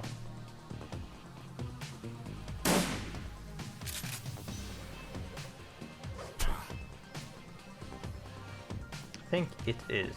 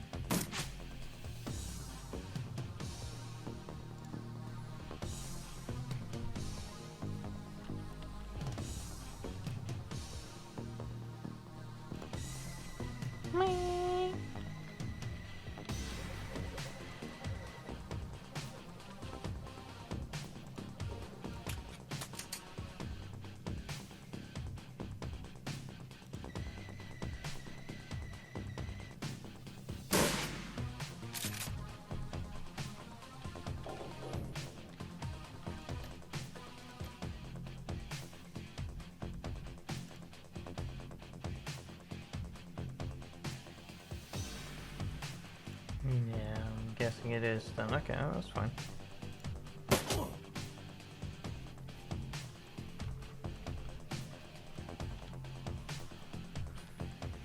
So if I want both of my drones, I want to like find a place to hunker down and then like, depending on what I need to do, could I like just use one shot, turn it off, and then, hold on.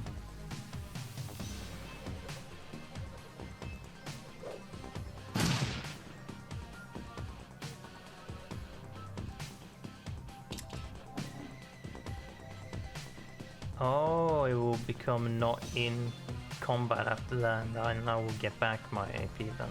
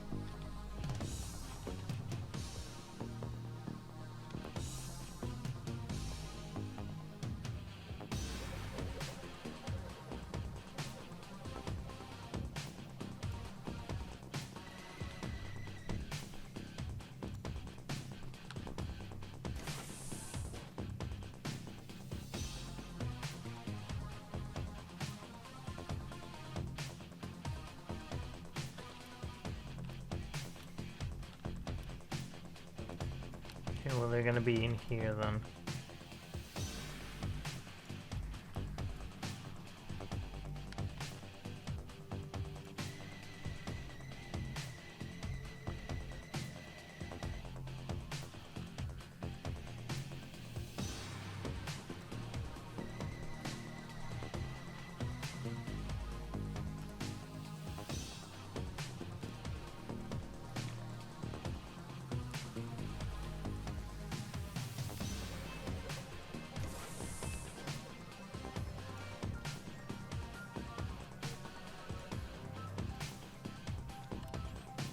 And I was correct.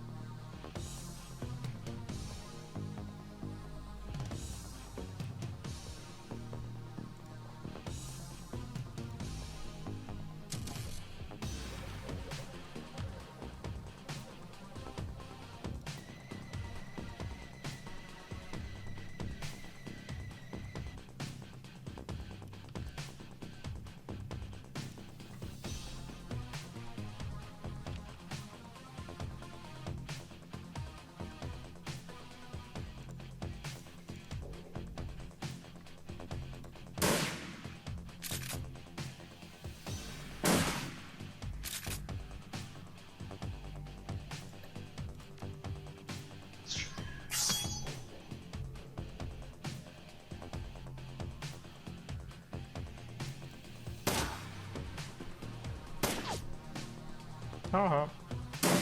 Haha. You really should aim for the target that's closer, but okay.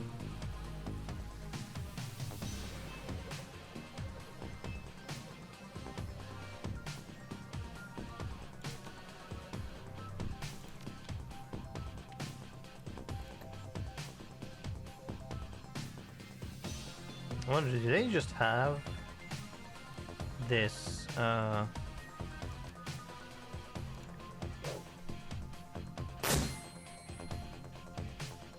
unfortunate. I was gonna say if those were like maybe per round, or they just have infinite amounts of those.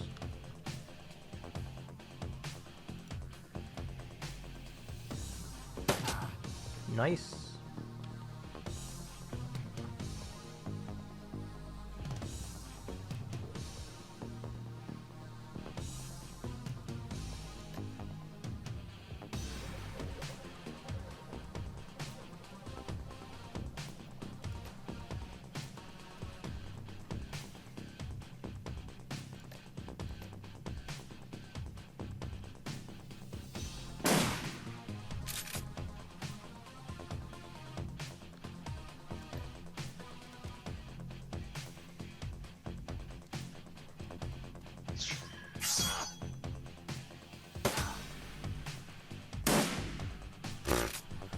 Nice miss.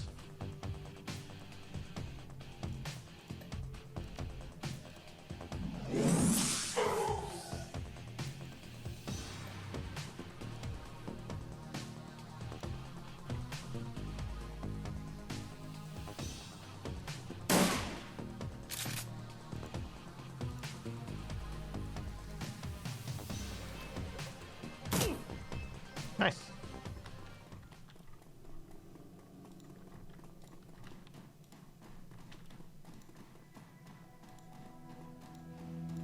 Oh, I can't go there again, okay.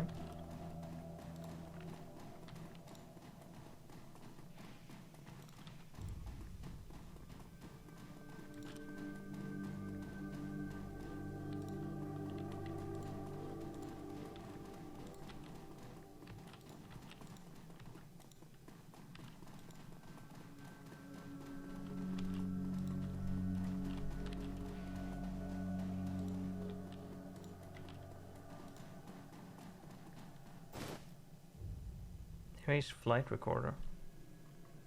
Find the pay the other runners are after. Oh, okay, good.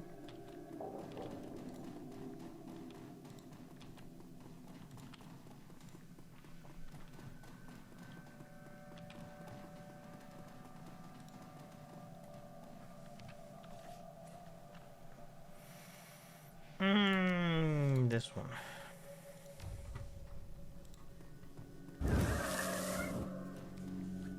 Now, are those 3 children?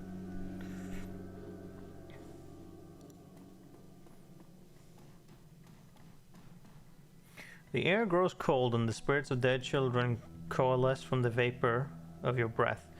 The cherubic faces are burned, and their lips quiver as if they are about to cry, but their eyes are round and vacant, and they glare at you now, unblinking. We are the innocents who have perished in the flames, choking on smoke, as we fell from the sky crying for our mothers. You bring anchors to your world, which was once home to us, and we will use them to testify. We use a lot of fancy words for children. Show the first magical fetish to the spirits. We no longer see the world of flesh seeker, only the essence and auras of living things. Words, though, words may echo through the veil, and sometimes we may hear them. Last night, this place was filled with a scream that went on and on, drawing us to it. It was a man crying out for a witness as he died. So we came to bear witness, but fled in terror before the malevolent spirit that profaned the man's remains. Oh, fled before the malevolent spirit. Okay, that's how we use that word. The spirit was other. It was not of this place. It had twisted its way through the veil and through the dark to come here. Show the second one. When the other had gone, and we returned to our vigil, we found 2 creatures of flesh. One you could call an elf, unsullied by technology and able to channel the energies of the cosmos. Yet his spirit was corrupted from within. He was dark and twisted, yet not like the others, so we did not flee. The second we knew to be a troll. Ribbons of his essence had been flayed from him, leaving cold machinery behind. His aura was the aura of one simple and confused. Between elf and troll lay the remains of the man whose sister now chants to us for justice. The elf, his essence, remains in this place, where the man died. Something has been left behind, a small part of him, perhaps. Tell us any more.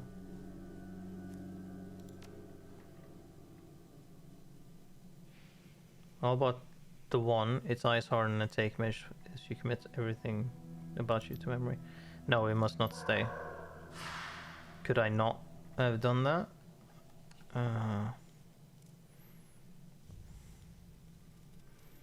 The spirit gone, the young shaman releases her hold on the magical tether, connecting her to the other realm. She reels from the backlash and perhaps from the emotional toll of knowing her brother's last moments. They saw him. They were with him when he died. You alright? Takes a serious control breath. No, but I will be. I don't want that for him. Not what those poor souls have endured. My brother deserves to be free.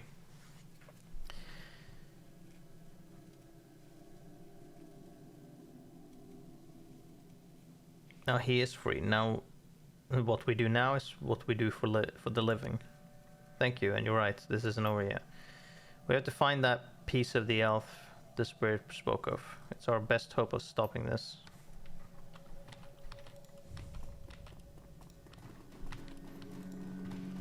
Dun dun dun dun dun dun dun dun.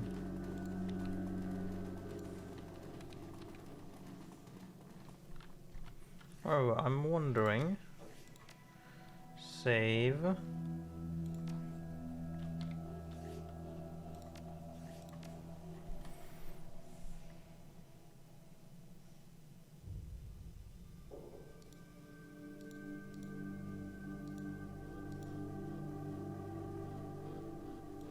This was what I made that before we talked to them, yes, because I'm curious what would happen if we picked the other option.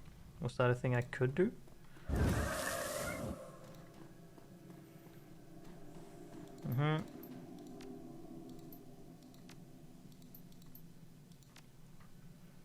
Through us you shall bear witness and hear the words of the elf and troll. Prepare yourself. Oh, there we go. We could have. Good. Your stomach lurches as the spirit passes into you, a heavy presence settling somewhere deep within your soul. You simultaneously feel like driver and passenger, as time folds in on itself, and you experience the moment after the murder that took place here the night before. You don't so much as see the elf and the troll as feel them. This is like fucking playing Pillars of Eternity. You idiot. There's no need to anesthese him? He's already dead. Sorry, doctor. Oh wow, look at him. Sorry, doctor. I usually put them out before you go to work on them at the hospital. Did this one volunteer too?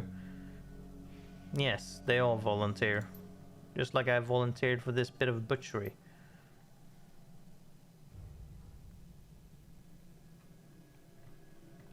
Our presence grows wary. Show the fourth one. One of the spirits stares at the object for a long, long time. It lets out a sigh of relief as if reunited with a loved one after a long absence. It closes its eyes. Its face, once a mask of pain and despair, appears hopeful. May I depart, seeker. I wish the rest I have long waited for. Yeah, sure. Alright. Okay. That was what I wanted. Yes, let's go. Dun dun dun dun dun dun dun dun.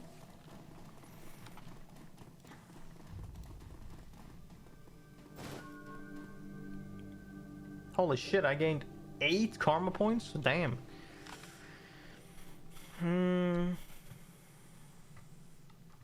Blood. This is what the spirits wanted us to find. The piece of my brother's killer. It's not much, but it's enough. She scowls at it, looking every bit like she intends to reach through the small sample and dismember its owner from afar. And perhaps she can.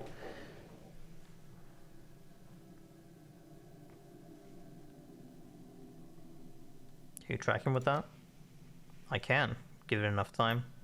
But I'm still feeling quite drained. I'll need to rest before I can try anything so involved.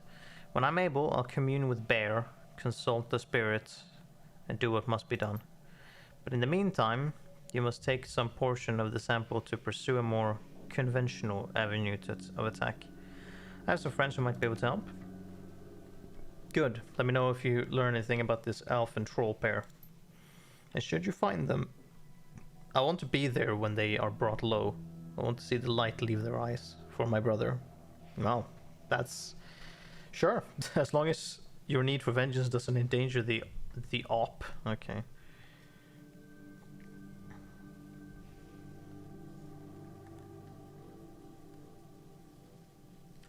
Yeah, sure. Oh, okay. We're not gonna pass into anything else now. We're just gonna have to leave manually. Okay. Did I get any cash from that? No, not quite. Might get paid. Might get paid. I don't know. I'm guessing then that this game is like it's you and then it's always a bunch of temporary party members, which I wasn't sure of that was the case, but okay.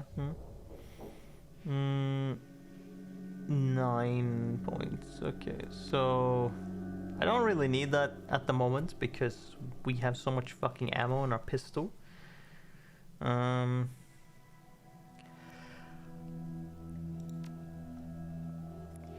So what we want then is... Alright, so this would be 7. Increase dodge and 2 HP. A-class robots, yeah. Drop 2 armor. Let's stick with that for now, maybe. Let's see, what else do we want? Do we want that?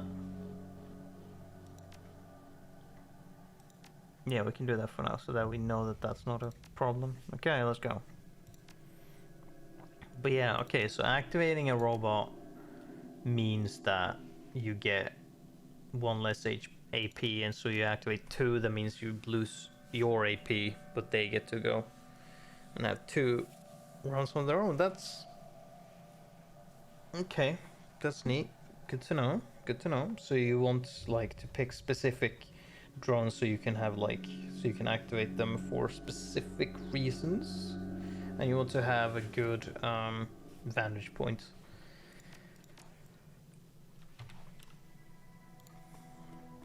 Or vantage point, or like, you know, sit covered. Or maybe even as I like you sit in the previous room and send the robots in with your other crew members, if you have them. When you return to the Seamstresses Union in the early hours of the morning, it seems a completely different place. Bereft of the normal crowd that haunts it, the bar feels desolate, almost abandoned. It's eerie, like the back hallways of hotels and shopping malls. But you finally have a break in your case, a sample of the Ripper's blood. You just need to find someone to help you analyze it.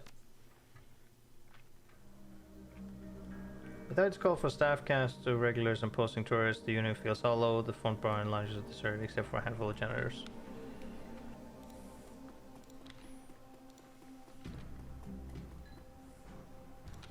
Back.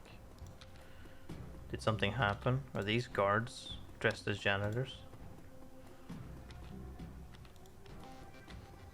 Gather around the intimate back bar and gather breakfast. The lady is set in cooking.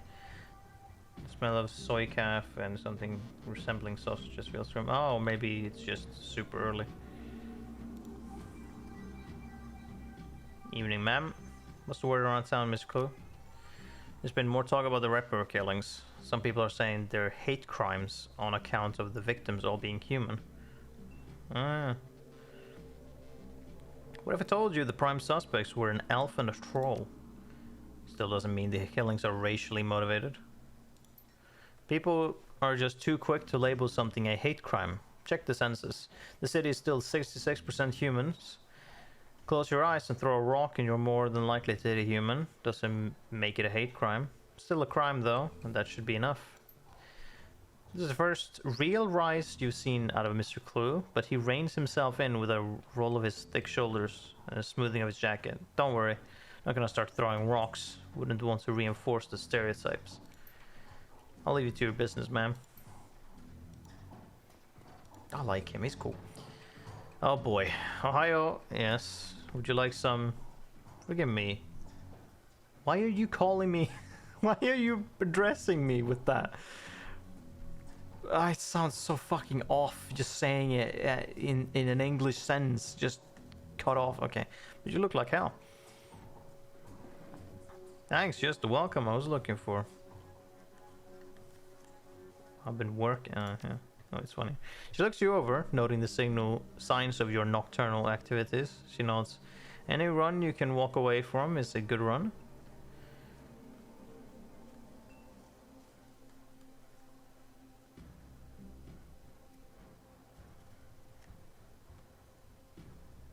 Helps when the other team doesn't walk away and I want to follow you. I can tell you have been busy and I can see by the look of your face that there's something you need. Is this about the Ripper? Yep, I found some DNA evidence and need help analyzing it.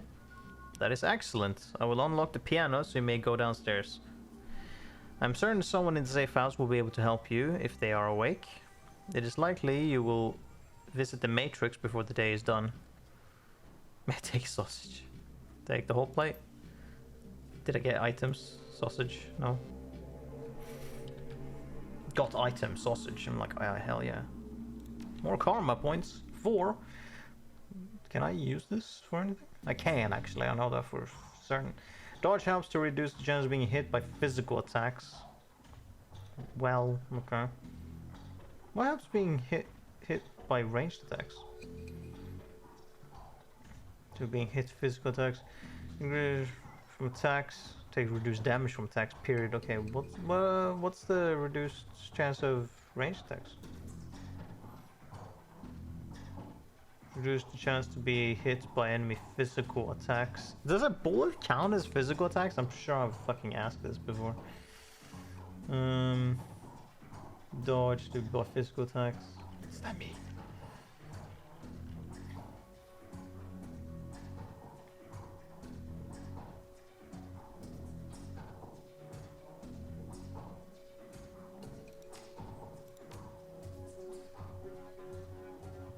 Enemy magical attacks. They do just say physical attacks and magical attacks. I'm gonna assume that physical attacks means bullets as well. Anything that isn't magical. Which means that dodge helps to reduce the chance to be hit by physical attacks. Quickness reduces the chance to be hit by enemy physical attacks. So it's general and then... Unless that's just a descriptor. That this is the actual thing that helps that. That this is just a capacity thing. Except here it is literally a thing that matters. I don't know. I'm unsure. I'm gonna just take for granted that this just increased quickness does something actually. Because otherwise, what would be the point of getting bonus quickness? Yeah, it has to actually do something. But yeah, okay. So our drones get +1 dodge, and we unlock to have these. Yeah, extra armor and HP. We want that. Yeah, we want the capacity for our drones to be better. Because, yeah, our pistol and ranged is at max. We need to increase our actual quickness in order to get past that. Our intelligence is at 5, which is capped there, so we need to cap these two. Let's just do it like that, yeah. We don't care about those, so we focus on these two to increase the drone, and then I don't know, maybe we can like go body one to get some more HP and take reduced damage. But we need to take quickness to I think we might stick with these at 5 for now, for a while, because I haven't even gone B, let alone A, so we can stay with this for now. And so when I get these two, we'll stay with this intelligence for a bit until we can get more drone stuff. So we'll focus on quickness. Might just take 1 point in body after those two, and then focus on quickness and like the ranged combat and pistol. So we can get the double tap, for example. That's pretty cool. Where you get change off, attack 3 different targets in a single attack. That's really cool. And then disarm. Like, these abilities are very neat. So, but was it?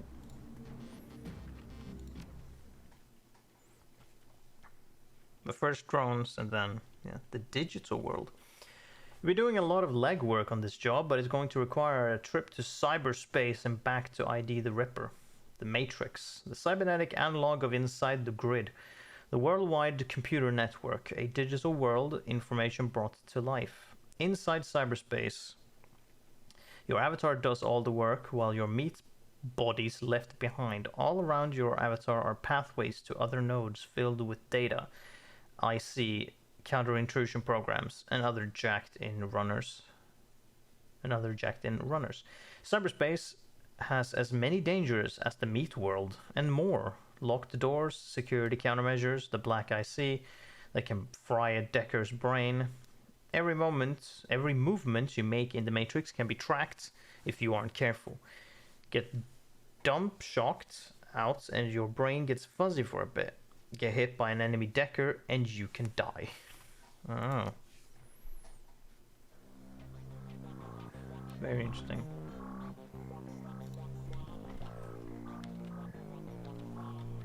Let's, before we do that then, let's, yeah. Let's save and let's stop there for now, and we'll continue next stream with our Ripper adventures. Yeah, I was just looking at my money and it was like, we're gonna have to like make some keep some money around so we can hire help for other times than where it's important, seemingly. Because that's how this is just gonna be. So that's gonna have to be a thing I need to be conscious of, to always keep money on hand. But we can't get any more cybernetics outside of upgrading them, so that's the thing maybe. So we'll see what we do with that. But anyways, let's end it there for now.